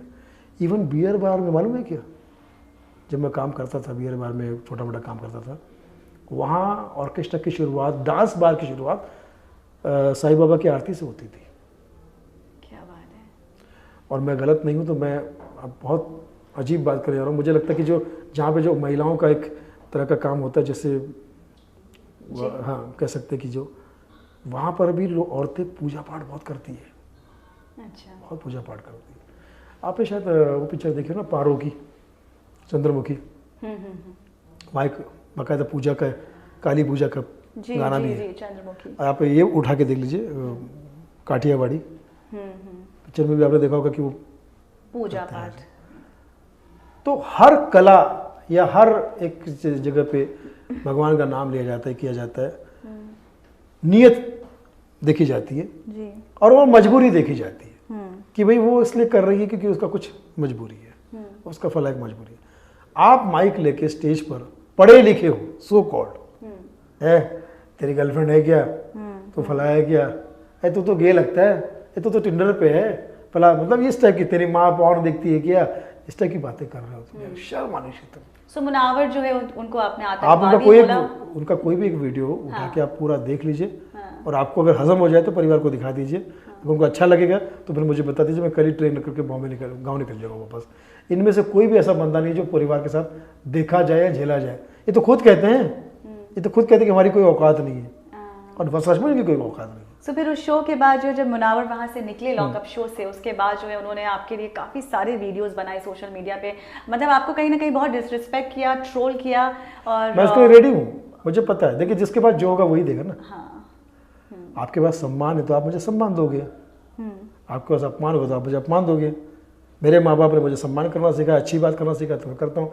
आपके माँ बाप ने जो आपको संस्कार दिया आप दे रहे हो मुझे, तो इसमें आपका कसूर नहीं है, आपकी परंपरा है। तो आप जो है, आपके इतने सारे कंटेम्प्रेरीज हैं, काफ़ी सारे जो दिग्गज कॉमेडियंस हैं, आप सब एकजुट होकर क्यों नहीं एक एसोसिएशन करके आप इन चीज़ों को? अभी मैं बना रहा हूँ stand up comedy family association पर एक ग्रुप बन रहा है, जिसके तहत सारी बातें मैं रखूँगा। उसमें मेरी रजिस्ट्रेशन सरकार की तरफ से कर रहा हूँ मैं, गवर्नमेंट। ये बहुत तो जितने देश और दुनिया के जो स्टैंड अप कॉमेडियन है, इसमें ये नहीं कि मैं कोई बहुत सिखाने का या कोई बहुत बुद्धिजीवी काम नहीं करूँगा मैं, या कोई ऐसा नहीं।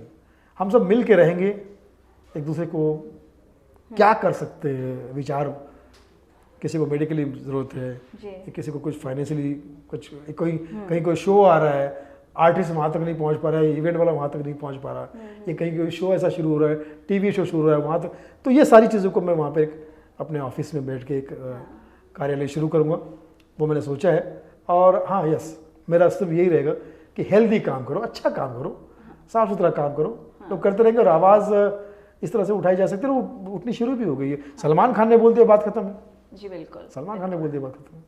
चलिए, दूसरा कंट्रोवर्सी ये है कि आपको, वैसे कंट्रोवर्सी तो नहीं है बट समवॉट, बिग बॉस से आपको 4 बार ऑफर आया तो आपने रिजेक्ट कर दिया, ये कह के कि मैं बंद दीवारों में नहीं रह सकता, और शायद कुछ पेमेंट का भी इशू था। क्या है वो पूरा?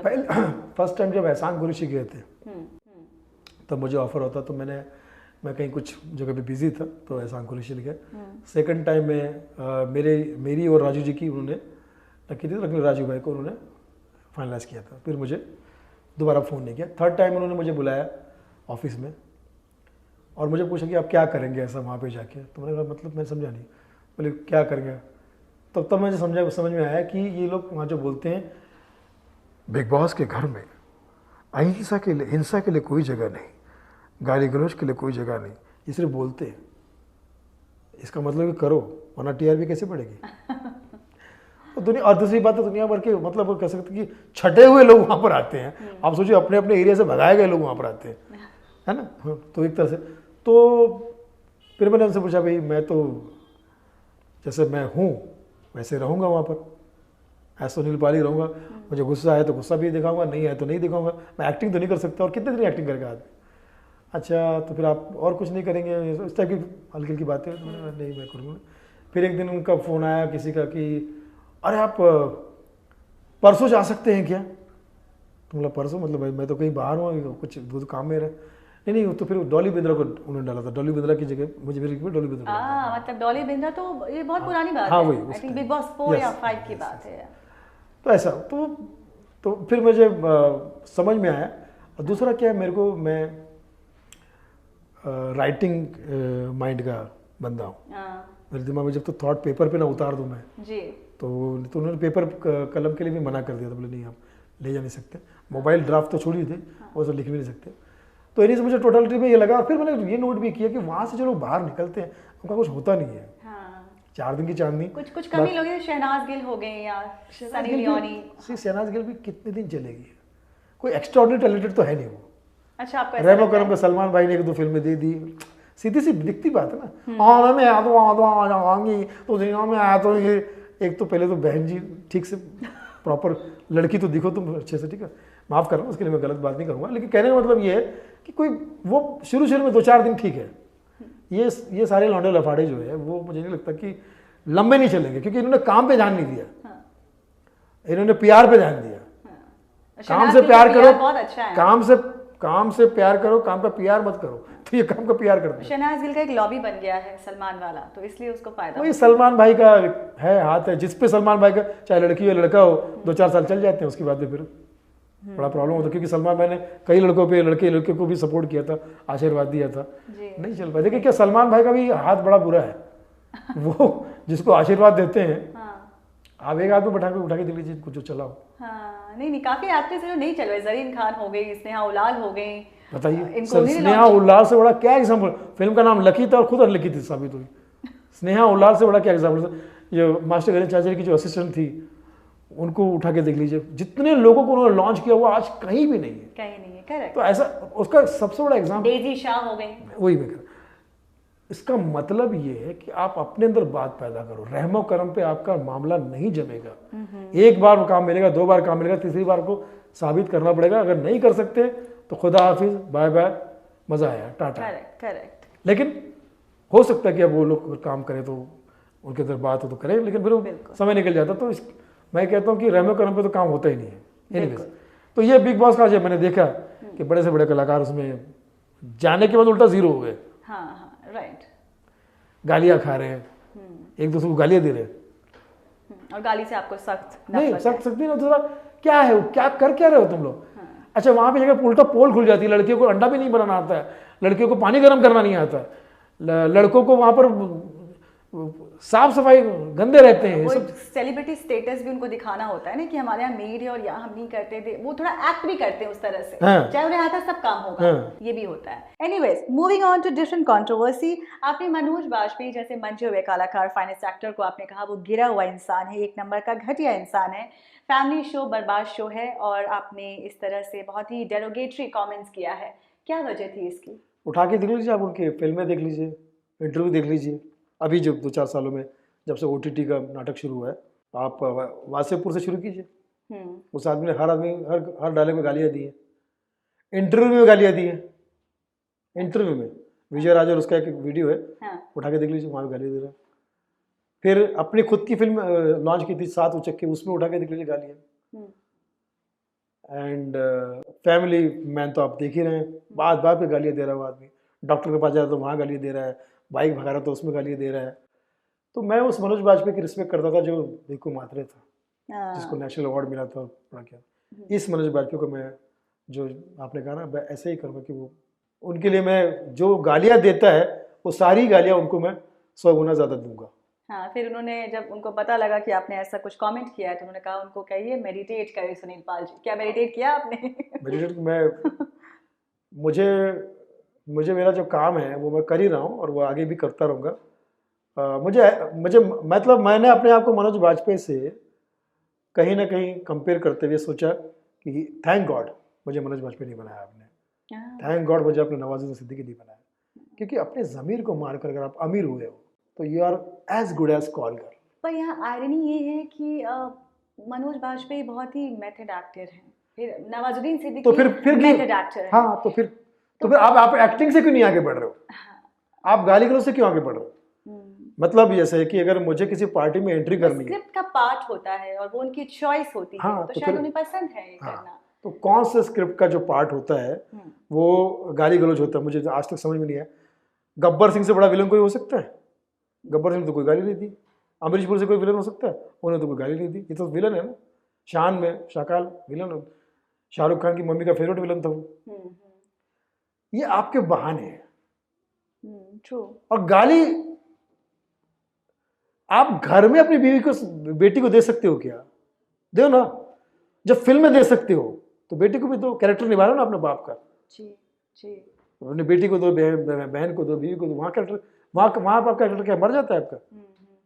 स्क्रीन पे गाली आप इसलिए देते हो क्योंकि आपको लगता है कि एक सो कॉल्ड थका हुआ हमारा तबका है जो मतलब इतना गया गुजरा है कि उनके ना पास कोई रिस्पेक्ट है, ना कोई काम है, टोटल गया गुजरा है। इनफैक्ट आपने मिर्जापुर जो है वेब सीरीज, उसके बारे में भी आपने बहुत अच्छी राय नहीं रखी है। अब मैं आपको एग्जांपल ऐसे देता हूँ, पंकज त्रिपाठी जैसे कलाकार बिल्कुल दी गाली उन्होंने, बिल्कुल दी है, और पंकज त्रिपाठी को नहीं देना चाहिए, उनकी बेटी है खुद की।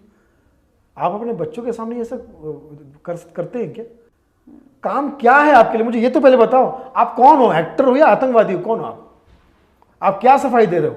आपका 5 मिनट का इंटरव्यू देखता हूँ मैं मनोज बाजपेयी का, तो मैं गया वहाँ पे, मैंने दारू पिया, फिर मैं उधर गया, फिर उसने मुझे दारू मंगाई, फिर मैं इधर दारू मंगाया, फिर हम लोग दारू पी रहे थे, फिर वो दारू पी गए, फिर मैंने दारू पी ली, फिर उसको दारू पिला दी। अबे साले तो कुछ काम ही नहीं तुम्हारे पास में सिवाय दारू पीने के। ये थिएटर आर्टिस्ट क्या पगला गए, ये क्या गए? दूसरों को एक्टर समझते नहीं ये लोग, इतने एटीट्यूड वाले होते हैं ये लोग। इनको, इनमें से 90% को लोग जूते से मारेंगे किसी दिन। इतना एटीट्यूड किस बात का भाई?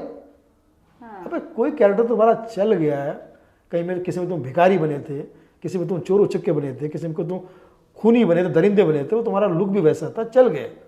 इसका मतलब ये नहीं कि तुम ग्रेट एक्टर हो। कमर्शियल एक्टर को गाली देते हैं, बोला वो ऐसा करते, वो डांस करते, तो तुम्हारी औकात है डांस करने की? कर सकते हो तुम डांस? राजेश खन्ना, धर्मेंद्र, शत्रुघ्न सिन्हा, औकात है तुम्हारी इनके आसपास भटकने की?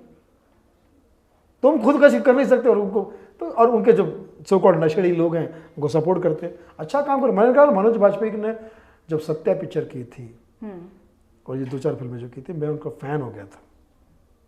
नवाज का भी मैं फैन हो गया था, लेकिन इन्होंने क्या किया, अपनी इमेज को खुद खराब किया। आप मुझे खुद बताइए ना कि फैमिली में कैसे इनको देखा जाता है, और देखते हैं जो फैमिली वाले जो लोग हैं और जो इनकी पैरवी करे, मैंने कहा ना वो PR है, वो PR है। जो आप कह रहे हैं कि लोग बोलते कि अच्छे कलाकार है, फलाकार, कुछ नहीं। अपनी फिल्म को अवार्ड दिलवाने के लिए कोई भी करेगा। आज अनुराग कश्यप फिल्म बनाएगा तो उसमें कितनी गंदगी हो, कितनी आप देखिए, बाहुबली से बड़ी हिट पिक्चर नहीं हो सकती, पुष्पा से बड़ी हिट फिल्म नहीं हो सकती, RRR से बड़ी हिट फिल्म नहीं हो सकती। एक गाली बता दीजिए उसमें, एक एक्सपोज बता दीजिए लड़की ने जो अपना ब्रा या पैंटी या जो 2 पीस पहना हो, बता दीजिए। So on point, I agree. Hollywood की बड़ी बड़ी फिल्म उठा के देख लीजिए जो हिट है, सुपर हिट है जी। तो जो सचमुच कलाकार होते हैं, कला प्रेमी होते हैं, मैं आज की ही बात कर रहा हूँ, पुष्पा तो आज की फिल्म है, RRR तो आज की फिल्म है। इनको फुर्सत नहीं फालतूगिरी से, और फिर बाद में सफाई में क्या बोलते हैं, अरे सब पसंद करते हैं। कोई पसंद नहीं करता भाई। 4 पैसे तुझे मिले, तेरी रोजनी चल रही है तो जा अपना ज़मीर बेच, नंगा नाच, इसी के लायक है तू। दूसरा कंट्रोवर्सी ये था कि कपिल शर्मा के शो पर कॉमेडियंस को बुलाया गया था, यूट्यूबर्स जैसे तन्मय भट्ट और जाकिर, कुशा कपिला, ये सब सोशल मीडिया पे काफ़ी छाए हुए रहते हैं, काफ़ी पॉपुलैरिटी है इनकी। पर आपने खुद के यूट्यूब चैनल पर एक स्पेशल वीडियो बनाया था कि ये शो, लोगों को कह रहे थे, उनको हिदायत दे रहे थे कि आप ये वाला शो नहीं देखना। ऐसा क्यों कर रहे थे? इतना पर्सनल ग्रजेस आप क्यों दिखा रहे थे? नहीं, क्योंकि वो शो आपका नहीं है, तो फिर आपको इतनी दिक्कत क्यों? हाँ बिल्कुल, मैं कहूँगा कि भैया देखिए, स्टैंड अप कॉमेडी मुझसे जुड़ी हुई है जी। मेरी रोजी रोटी है, मेरी दुनिया, मेरी पहचान ही स्टैंड अप कॉमेडी है। मेरा घर, मेरा परिवार, मैं सब कुछ, मैं क्या हूँ, अगर मैं कॉमेडियन नहीं तो मेरी जैसे शक्ल सूरत वाला आदमी तो कोई वॉचमैन भी ना बोले, हालांकि वॉचमैन में मुझसे ग्रेट है, ठीक है, कोई मुझे खड़ा भी ना करे। जिस जगह पे माँ सरस्वती ने मुझे खड़ा किया, वो एक दुनिया दी है, उसमें मुझे अपना काम करना चाहिए। सिर्फ स्टेज पे ही नहीं, उसके आगे भी इसके लिए क्या बेहतर कर सकता हूँ, क्या बात कर सकता हूँ कि भैया इसको अच्छा करो। आप अच्छा करो ना। आप मुझे बताइए रॉय साहब, अगर मुझे कोई अच्छा आर्टिस्ट मिलेगा ना जो अच्छा करता है, मैं करोड़ों के बीच में उसके पैरों को तलवे चाटूंगा मैं। पर सुनील जी, मुझे एक बात यहाँ नहीं समझ में आती कि जिस तरह से आपको कुछ ज़्यादा मतलब प्रॉब्लम है वल्गैरिटी से, गाली गलौज से, लेकिन जो आपके या फिर आपके कंटेम्प्रेरी कॉमेडियंस है जैसे कपिल शर्मा के साथ आपका रिश्ता बहुत अटूट है, लेकिन कपिल शर्मा जी को कोई दिक्कत नहीं है, वो शौक से इन सभी को बुला रहे हैं, शो पर एंटरटेनमेंट हो रहा है, मज़ा मस्ती कर रहे हैं, तो आपका दोस्त आपका साथ क्यों नहीं दे रहा? कपिल शर्मा आपका साथ क्यों नहीं दे रहे? क्यों उन्होंने इन चारों को क्यों बुलाया? आपका एजेंडा वही है, उनका भी एजेंडा वही है, उनका तरीका नहीं है वल्गैरिटी। कपिल शर्मा बहुत ही अच्छा पारिवारिक शो करते हैं, क्यों नहीं वो आपका साथ देते हैं? आपके साथ क्यों नहीं बोलते वो, इस पर आवाज़ क्यों नहीं उठाते आजकल के कॉमेडियंस पर, क्या लगता है? देखिए, इसका तो मैं यही जवाब दूंगा। पहली बात तो ये है कि मुझे ऐसे कई सारे यूट्यूबर्स ने बुलाया अपने इंटरव्यू में जिनका इस टाइप का बैकग्राउंड रहा है, तो मैंने उनको तुरंत मना कर दिया, चाहे उनके मिलियंस भी हो। मैंने कहा भाई आपकी इमेज ये है तो मैं वहाँ नहीं खड़ा, जैसे मैं बात नहीं कर सकता। दूसरा, कपिल पे आ जाओ। कपिल का जो शो है, कपिल एकमात्र पिलर नहीं है उसका, वो एक प्रोडक्शन है। तो कपिल उसमें शायद हो सकता है कि उतना ध्यान ना देता हो उस चीज़ के लिए। भाई आज मेहमान बन के ये आया, वो सोचता हो कि भाई काम निकाल लो, खत्म करो, इसमें मुझे क्या पढ़ना है, कॉन्ट्रोवर्सी में क्या पढ़ना है, ऐसा उसको शायद लग सकता है, क्योंकि वो प्रोडक्शन का फैसला है ना। जैसे फिल्म बन रही है, फिल्म में अगर मैं गाली नहीं दे रहा हूँ तो मेरा कोई दूसरा कैरेक्टर दूसरे सीन में कोई गाली दे रहा है तो उसमें मेरा क्या कसूर? वेब सीरीज में कर रहा हूँ और मैं कहूँगा मैंने गाली नहीं दूंगा भैया, ठीक है। अगले सीन में कोई कुछ बनाया है, कोई दुकानदार बनाया है, कोई बेवड़ा बनाया है, वो अगर गाली कर रहा है तो उसमें मेरा क्या कसूर भाई? राइट। हालांकि मैं तो कोशिश करूंगा, लेकिन मेरी सुनवाई जहां तक होगी वहीं तक कोशिश, तो फिर वहां मेरी सुनवाई कहां तक है? मुझ तक है। तो मैं अपने लिए तो भैया ये सारे नियम सख्त रखूंगा, क्योंकि कला मेरे लिए सर्वोपरि है। माँ सरस्वती मेरे लिए मंदिर है, मेरे लिए सब कुछ है, मेरे प्राण जीवन सब कुछ है मेरे लिए। तो मैं वहां पर अपने लिए, लेकिन शो पे जो क्रिएटिव का भी बहुत से होता है, शो हो या फिल्म हो या कोई भी चीज़ हो, जहां आपके अलावा 10 लोग और काम कर रहे हैं, वहां आपकी बात रखी जा सकती है लेकिन मानी नहीं जा सकती। जैसे होता है ना कॉम्प्रोमाइज घर को, मैं बोलता हूँ कि कॉम्प्रोमाइज घर को कोई छोड़ सकता है, उसको बचा नहीं सकता। चलिए, दूसरी कंट्रोवर्सी आपकी ये है कि बहना कपड़े पहनना, उर्फी को आपने ये जो है स्टेटमेंट दिया था कि न्यूज़ में रहने के लिए तुम होती हो न्यूड। तो आपको इतनी परेशानी उनके न्यूड होने से? आपको जो चीज़ पसंद नहीं है वो ना देखें, आपको टिप्पणी क्यों करना था उस पर? जैसे मेरे लिए रूल है कि वो ना देखूं मैं, वैसे उनके लिए भी रूल है कि वो ऐसे कपड़े ना पहने। दोनों के लिए रूल बराबर होने चाहिए ना। आप बेडरूम में जब सोते हैं तो उसका अलग कॉस्ट्यूम होता है, बाथरूम में नहाते हैं तो उसके अलग कॉस्ट्यूम होता है, आप किचन में है तो अलग, ये सज के कपड़े किचन नहीं बनाओगे, ठीक है। या हॉल में आप बैठेंगे तो वहाँ पे अलग होता है। वैसे ही मार्केट में जाओगे, कहीं भी जाओगे, आपको प्रेजेंटेबल होना पड़ेगा। राइट। और अगर आप नग्नता के अलावा कुछ है तो वो आपकी पहचान क्यों नहीं है? आपको उर्फी जावेद दिखते ही, या उर्फी जावेद का फोटो आपको नग्न क्यों दिखता है? क्योंकि वो फेमस ही इस चीज के लिए है, या फेमस इस चीज से होना चाहती है। राखी सावंत बहुत अच्छी डांसर है, आर्टिस्ट अच्छी है, महिला अच्छी है, कलाकार अच्छी है, उसके अलावा अगर थोड़ा बहुत वो कुछ करती है तो समझ में आता है कि नहीं भैया वो एक उसका स्टाइल हो सकता है। लेकिन इसके पास क्या है? इसकी दुकान क्या है? ये दुकान है इसकी, कपड़े खोलना ही इसकी दुकान है। कहीं ना कहीं बैकग्राउंड भी उसका बहुत टिमल्टुअस रहा है, काफी सो व्हाट। अरे हम तो जहाँ पैदा हुए थे वहां तो एक वक्त की रोटी भी नहीं मिलती थी, और ऐसे हजार लड़कियां हैं, ऐसी हजार लड़कियां हैं बेचारी, जो आज आप उठा के देख लीजिए, न्यूज आती है कि भैया कोई आईपीएस ऑफिसर बन गई है, कोई फला बन गई है, कोई सिग्निफिकेंट काम तो नहीं। द्रौपदी मुर्मू दिख लीजिए, वो कैसे बैकग्राउंड से आई पता है आपको? कैसे बैकग्राउंड से आई है? आज दलित माध्यम से आई है वो। उनको, उनका जीवन अगर आप देखेंगे ना, किसके बारे में बात करें? जो राष्ट्रपति हमारी जी द्रौपदी जी, उनका बैकग्राउंड देखेंगे आप तो आपको लगेगा कि ये कैसे जिंदा रही है। तो ये कोई कहने की बात नहीं कि मेरा बैकग्राउंड ऐसा नहीं था तो वैसा था। लड़कियां बर्तन मांज कर भी, झाड़ू लगा कर भी, ये कोई काम छोटा बड़ा नहीं होता। अपने आप को प्रेजेंटेबल बनाने के लिए, अब तुम कपड़े, जैसे फिल्म में कोई सीन है तो वहां पे ना, उसमें क्या प्रॉब्लम है? लेकिन सिर्फ उसी से तुम अगर पहचान बनाना चाहती हो तो तुम्हारा मकसद अपने आप को नग्नता के द्वारा हाईलाइट करना है, प्रदर्शन करना है, अपने आप में तुम एक एग्जीबिशन बन के घूम रही हो। दूसरी कंट्रोवर्सी आप पे ये है कि आपने आईपीएल का मतलब ही चेंज कर दिया। आईपीएल का मतलब है इंडियन प्रीमियर लीग, पर आपने दिया है इंडियन पॉर्न लीग, और ये आपने तब दिया जब राज कुंद्रा का कंट्रोवर्सी चल रहा था, सॉफ्ट पॉर्न के तहत उनको जेल में भेजा गया था, तब आपने उनके खिलाफ आवाज उठाई थी। तो ये तो दुनिया ही उठा रही थी, मैं तो अलग क्या था, उनका तो राज ही खुल गया था, उसमें सब लोग देख ही रहते हैं, और कंट्रोवर्सी चल रही थी तो सभी लोग बोल रहे थे, वो तो छुपी हुई बात नहीं है जी। पॉर्न के जरिए उनका नाम बदनाम हो गया था, सब चीज़ें हो गई थी, और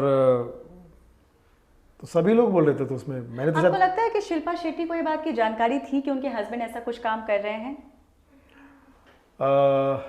अभी तो है, अभी तो है ना, अभी तो जरूर है, लेकिन तो उस वक्त क्या रिएक्शन उनका कुछ है? नहीं, रिएक्शन उनका तब भी कुछ खासा ऐसा मैं था तो यही नहीं। कह रहा हूँ ना, तो आपको लगता है कि दोनों अपना पति पत्नी काम- साथ मिलकर ये काम कर रहे थे? ऑब्वियसली ना, दिन में एक बार तो फोन आएगा किसी न किसी का, या कुछ तो होगा, पति पत्नी साथ में रह रहे हैं तो ऐसा होता है। और दूसरा क्या, बहुत सारी बातें हैं, लाख छिपाए छुप न सकेगा। तो पैसे कमाने की आड़ में जो है इंसान कहीं भी हद तक गुजर जाता है। हाँ, वो शिल्पा नहीं होना चाहिए। देखिए क्या है, देखिए भगत सिंह या जो हमारे ग्रेट वॉरियर होकर गए, उन्होंने क्या पाया अपनी जान देकर, उनको क्या सुकून मिला। हम कितने लकी है कि यहाँ बैठे हुए, अच्छा खाना मिल रहा है, चीज़ मिल रहा है। आपको सिर्फ इज्जत में रहना है यार, इतना भी नहीं आप कर सकते। लानत आपके इंसान होने पर, जिंदा होने पर, आप जिंदा लाश हो। आप अपने लिए तो नुकसानदायक हो ही, समाज के लिए भी नुकसानदायक हो, और ऊपर से आप नंगा नाच रहे हो कि हम तो सही है। जी बिल्कुल। Moving on to our next controversy, corona के टाइम पर जहाँ शायद सब लोग डॉक्टर को देवता मान रहे थे, भगवान का दर्जा दे रहे थे, वैसे भी देते हैं, लेकिन आप कहीं ना कहीं उनको आतंकवादी कह रहे थे, उनके बारे में आप गलत कह रहे थे। काफ़ी सारे ऑल इंडिया एम्स के जो डॉक्टर हैं, रेजिडेंट डॉक्टर, उन्होंने अमित शाह से गुजारिश की थी कि आपको कृपया करके जेल भिजवाया जाए, फिर आपने माफ़ी भी मांगी थी। तो ये किस तरह का आपका, आप हमेशा इस तरह से बड़बोलापन जो आपका एक नेचर है, आपको डर नहीं लगता कि किसी वक्त भी आपके साथ कुछ ऐसा हो सकता है कि आपका करियर अफेक्ट हो सकता है, आप जेल जा सकते हैं? क्या आपको समाज में ऐसी बहुत सारी चीज़ें होती है जिस पर बोलना चाहिए, जो कोई नहीं बोलता, लेकिन आपको बोलना चाहिए। अगर आप नहीं बोल रहे हो तो प्रॉब्लम हो सकती है। देखिए कोरोना के टाइम में बहुत सारी चीज़ें अच्छी हुई, इसमें कोई बुरी बात नहीं है, लेकिन बहुत सारी गलत बातें भी हुई है, कोई बोला नहीं उसके बारे में। मुझे लगा कि बोलना चाहिए। डॉक्टर्स एक शब्द मेरे साथ में निकल गया था, लेकिन उसमें मैंने वीडियो में बोला कि सभी नहीं, ये भी शब्द 90% डॉक्टर, हाँ ये भी मैंने बोला था। तो इसमें बुरी बुद्ध क्या है? डॉक्टर अगर भगवान सुबह उठ के भगवान से क्या प्रार्थना करता होगा? डॉक्टर मुझे बताइए। आप एक डॉक्टर है, एक लड़की मुझे मिली थी, गायनोकोलॉजिस्ट बन रही थी वो, उसने बताया कि सर मेरा 3 साल का कोर्स है जिसमें मुझे 75 लाख रुपए देने पड़ेंगे उस कोर्स को करने के लिए। अब मुझे बताइए, जब वो गायनोकोलॉजिस्ट बनेगी तो क्या वो सिजेरियन करने पे हर किसी को मजबूर नहीं करेगी?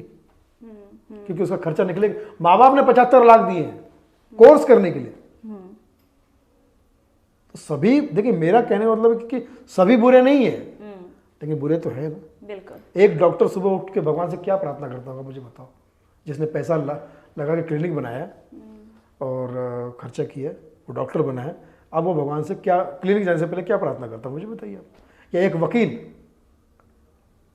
अपने कोर्ट में जाने से पहले भगवान से क्या प्रार्थना, या पुलिस वाला भगवान से क्या प्रार्थना करता होगा मुझे आप बताइए। नहीं, मैं समझ रही हूँ, लेकिन वो कुछ गलत तरीके से आपके ओपिनियन को ले लिया गया, बट इट्स ओके। केस भी हुआ था मुझे, हाँ, मैं कोर्ट भी गया था और सब चीज़ें हुई थी, लेकिन मैं कहना, देखिए मैं तो सिर्फ कह रहा हूँ, लोग तो कर रहे हैं। हाँ। लोगों को करने में शर्म नहीं आ रही, तो मैं क्या करूँ? जी बाकी मैं थोड़ी कह रहा हूँ कि सभी गलत है। बिल्कुल। हमेशा मैंने कहा कि भैया हर जगह पे हर आदमी गलत नहीं हो सकता, लेकिन गलत ज्यादा तबका गलत है। Moving on to our next controversy, Okay. T series के जो मालिक हैं भूषण कुमार से भी आपने पंगा ले रखा है। उनको आपने कहा कि बच्चे हो, बाप बनने की कोशिश मत करो, तो भूषण कुमार से क्यों पंगा लिया आपने? टी सीरीज तो पहली बात दुआ की वजह से चल रही है, क्योंकि उनके सरनेम भी दुआ है, भूषण कुमार दुआ।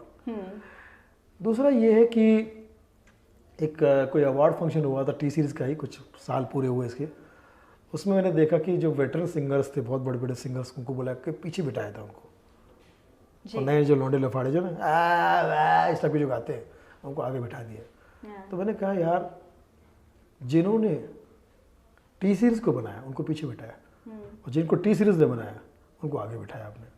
तो यही आपकी पता चलती है। कौन से थे वो सिंगर जो पीछे बैठे हुए थे जिन्होंने टी सीरीज को बनाया? ग्रेट लोग थे, मैं नाम नहीं लूंगा। मतलब कुमार सानू, अलका याग्निक? कुमार शानू तो आते नहीं, कुमार शानू तो इनको झाड़ देते हैं लोगों को। हाँ, Sonu Nigam. Kumar Sanu is a tiger, Sonu Nigam is a tiger, वो तो इनको झाड़ देते हैं लोग। नहीं, बट सोनू निगम, हाँ सोनू निगम उसमें एंकर थे, लेकिन सोनू निगम ये सब तो इनको खड़ा नहीं करते इन लोगों को, ठीक है। हाँ, लेकिन भूषण कुमार और उनकी वाइफ जो दिव्या खोसला है, उन्होंने सोनू निगम को टारगेट किया था। आप मुझे बताइए, एक गाना आप सोनू निगम जी से गवाएंगे, हाँ, द ग्रेट सोनू निगम जी गाना गा रहे हैं, और फिर उसको सलमान खान की आवाज में डब करोगे आप? किक मूवी की बात कर रहे हैं आप? बिल्कुल। आप मुझे बताइए, उसमें चिन्मय भी था एक कौन सा गाना है वो भी बता दीजिए ऑडियंस को। हैंगओवर। अभी तक हैंगओवर का चित्रा नहीं हुआ। तो कहने का मतलब ये कि पहली बात तो आप द ग्रेट सोनू निगम से गाना मत गवाइए। आप सलमान से गाना गवाओ या किसी से भी गवा लो, आपका हक है, आप मालिक हो भाई। फिलहाल तो आप धरती के मालिक ही हो, ठीक है, ओके।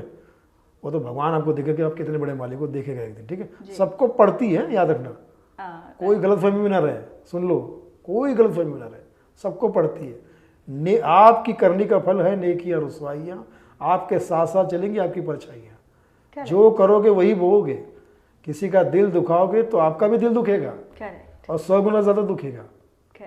सोनू निगम जिससे आप गाना गवा रहे हो, पहली बात मत गवाओ, किसी से गवा लो, तो क्या ये जाती नहीं है? जाती है, बिल्कुल जाती है। कुमार शानू साहब से अपने गाने गवाए 2-4 थे, तो ये तो शानू तो खड़ा नहीं करते इन लोगों को, सीधा खड़ा रहो, सीधा खड़ा रहो, होगा तो अपने कहीं का, चल निकल ऐसे। भैया तू, तेरा समय अच्छा चला इसका, तू अकलमंद नहीं हो गया। अकलमंद भी है हो सकता है, या मंद अकल भी हो सकता है। समय तो बेवकूफ़ों के भी चलते हैं, पापियों के भी चलते हैं, लेकिन इसका मतलब ये नहीं कि आप ऐसा हो गया। तो सुधर जाओ, जो अच्छे लोग हैं काम कर रहे हैं उनको, और डिसिप्लिन में काम करो। नहीं करना तो मत करो। किसी को ले लिया, किसी को निकाल दिया, किसी का पंगा ले, कॉन्ट्रैक्ट की जो नए नए लौंडे लफाड़े हैं ना, कॉन्ट्रैक्ट किया, वो तो डिप्रेशन के शिकार हो गए सब आर्टिस्ट लोग। बोले यार हम समझ में नहीं आता क्या करे क्या नहीं करे, कॉन्ट्रैक्ट कर लेते हैं, काम नहीं देते हैं, फिर किसी का एक गाना 17 लोग से गवाते हैं। अब आप सोचिए उस म्यूजिक डायरेक्टर कितना निकम्मा होगा जिसको अपने कंपोजिशन पर भरोसा नहीं। ये बात, ये हिम्मत आर.डी. बर्मन के साथ में या नदीम श्रवण के साथ में करने की औकात नहीं थी आपकी। ये लक्ष्मी पहले मार देते, प्रोड्यूसर को मारते थे ये लोग, बाहर बैठ, चल बाहर बैठ, क्योंकि उस वक्त एक कॉर्पोरेट नाम का जहर नहीं आया था। प्रोड्यूसर को पता था कि कौन सा आदमी काम का कौन नहीं। ये 2 कौड़ी के लोग जो सिगरेट पी रहे लड़के लड़कियां, जो चरस गांजे में ऑलरेडी डूबे रहते हैं, 90% लोग, इनको क्या पता कि फिल्म क्या बनाई जाती है, कैसे बनाई जाती है। इनको तो बस एक प्रोजेक्ट बनाना है, राइट। तो ये कहने का मतलब कि ऐसा अगर आप काम कर रहे हैं तो कहीं ना कहीं दिल दुखता है लोगों का। और हमारा एज ए फैन, मैं जिनका मैं फ़ैन रहा हूँ, चाहे वो वेटरन सिंगर पुराने रहे हो या कुछ रहो, इनके साथ में अगर कुछ कहीं कुछ गलत करता तो मेरा मन दुखता है, और एज ए फैन मैं अपना रोना रोता हूँ। उसमें अगर आपका नाम आ जाए तो क्या कर सकता हूँ, वो क्योंकि आपकी वजह से। बिल्कुल। Okay, on that note, now we are moving on to our next segment, which is called Secret Revealing segment. इसमें आपने कुछ आर्टिस्ट का मैं नाम लूँगी और आपको उनकी एक सीक्रेट बतानी है, या कोई भी ऐसा एक्सपीरियंस कम शब्दों में। सबसे पहले मैं शुरू करती हूँ राजू श्रीवास्तव जी से, जो आज हमारे बीच नहीं है।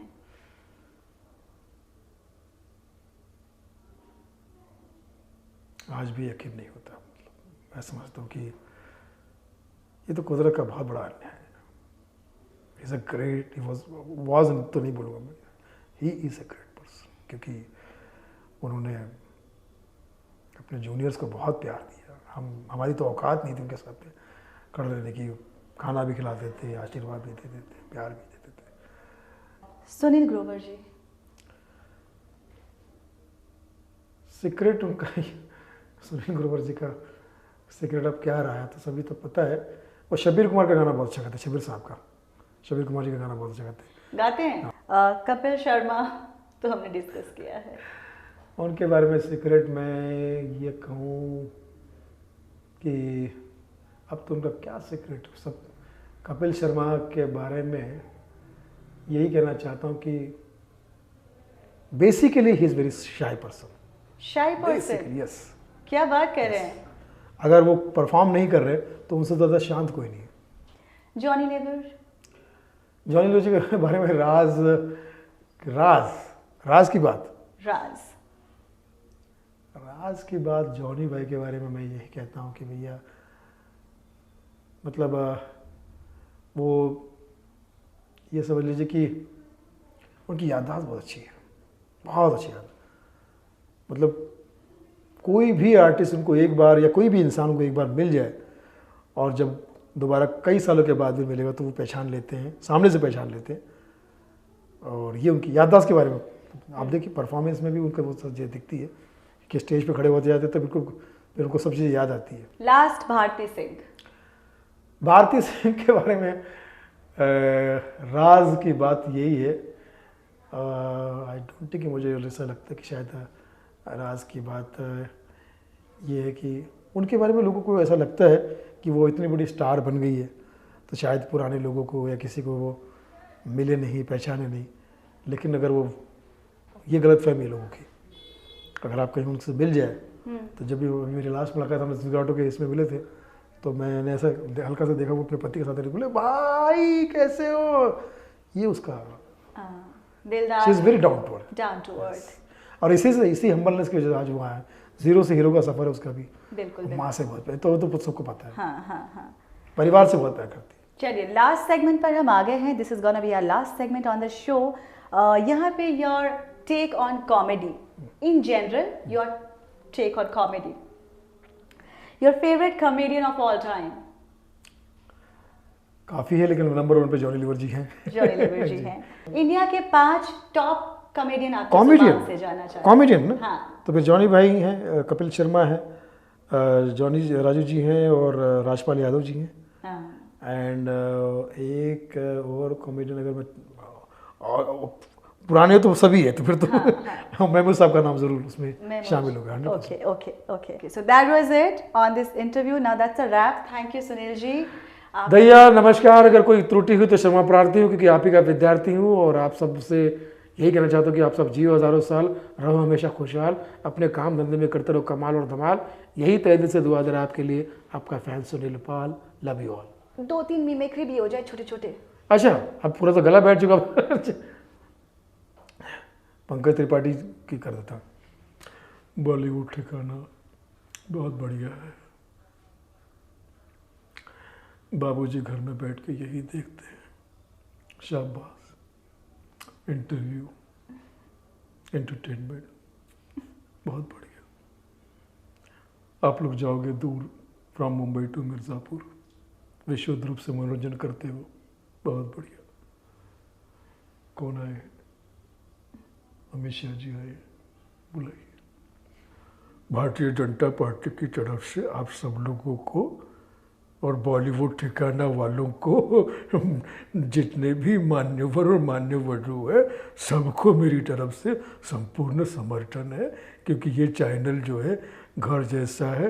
एज ए गृह मंत्री मैं कहना चाहता हूँ, ये सब बादशाह है, शहंशाह है और अमित शाह है, एंटरटेनमेंट करने का कार्य कर रहे हैं। इसलिए मेरा आशीर्वाद है कि आपका जय हो, मेरा तो हो चुका है जय शाह। एंड नवाजुद्दीन, माँ कसम मेरे को लगता है कभी कभी लोग परेशान हो जाते हैं, दुखी हो जाते हैं, रोने लगते हैं, कहाँ जाए, करे क्या, किधर जाए। माँ कसम बॉलीवुड ठिकाना देखो, आपके मन में हंसी आएगी।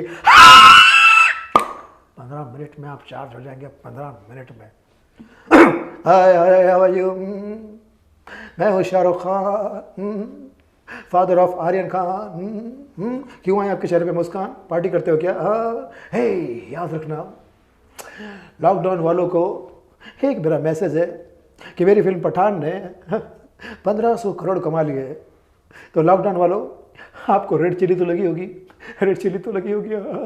टेंशन मत लीजिए, आपके लिए एक मरहम लाया हूँ जिसका नाम है पठानजलि। पठानजलि लगाइए, तकलीफ भूल जाइए। अरे भैया कमाल करते हो बेटा, कमाल करते हो। बॉलीवुड ठिकाना देखा करो, आपकी टेंशन 1 2 3 हो जाएगी। लिख लो बेटा। क्या चाहते क्या वे? अरे बॉलीवुड ठिकाना देखो, बॉलीवुड का एक ही ठिकाना है, बॉलीवुड ठिकाना, समझते हो? चलो बाबा, कभी कभी मेरे बच्चे जो है बोर हो जाते हैं, छोटे छोटे बच्चे पिल्ले, उनको क्या दिखाऊं? नारियल पानी भी पी रहे, आजकल बड़े हो गए। एक ही चीज दिखाता हूँ, बॉलीवुड ठिकाना। आप भी देखो, अपने बच्चों को दिखाओ। कभी कभी मुझे आप पे भी शक होता है कि आप देखते हैं ना बॉलीवुड ठिकाना। भूला। Wow, and that was a great interview. I'm so happy that we did this interview. Thank you so much for coming. And that's a wrap on this episode. And let us know in the comment section आपको ये show कैसा लगा और अगले episode में आप कौन से आर्टिस्ट को देखना पसंद करेंगे. Thank you. This is Nani Roy bidding you all goodbye. Thank you.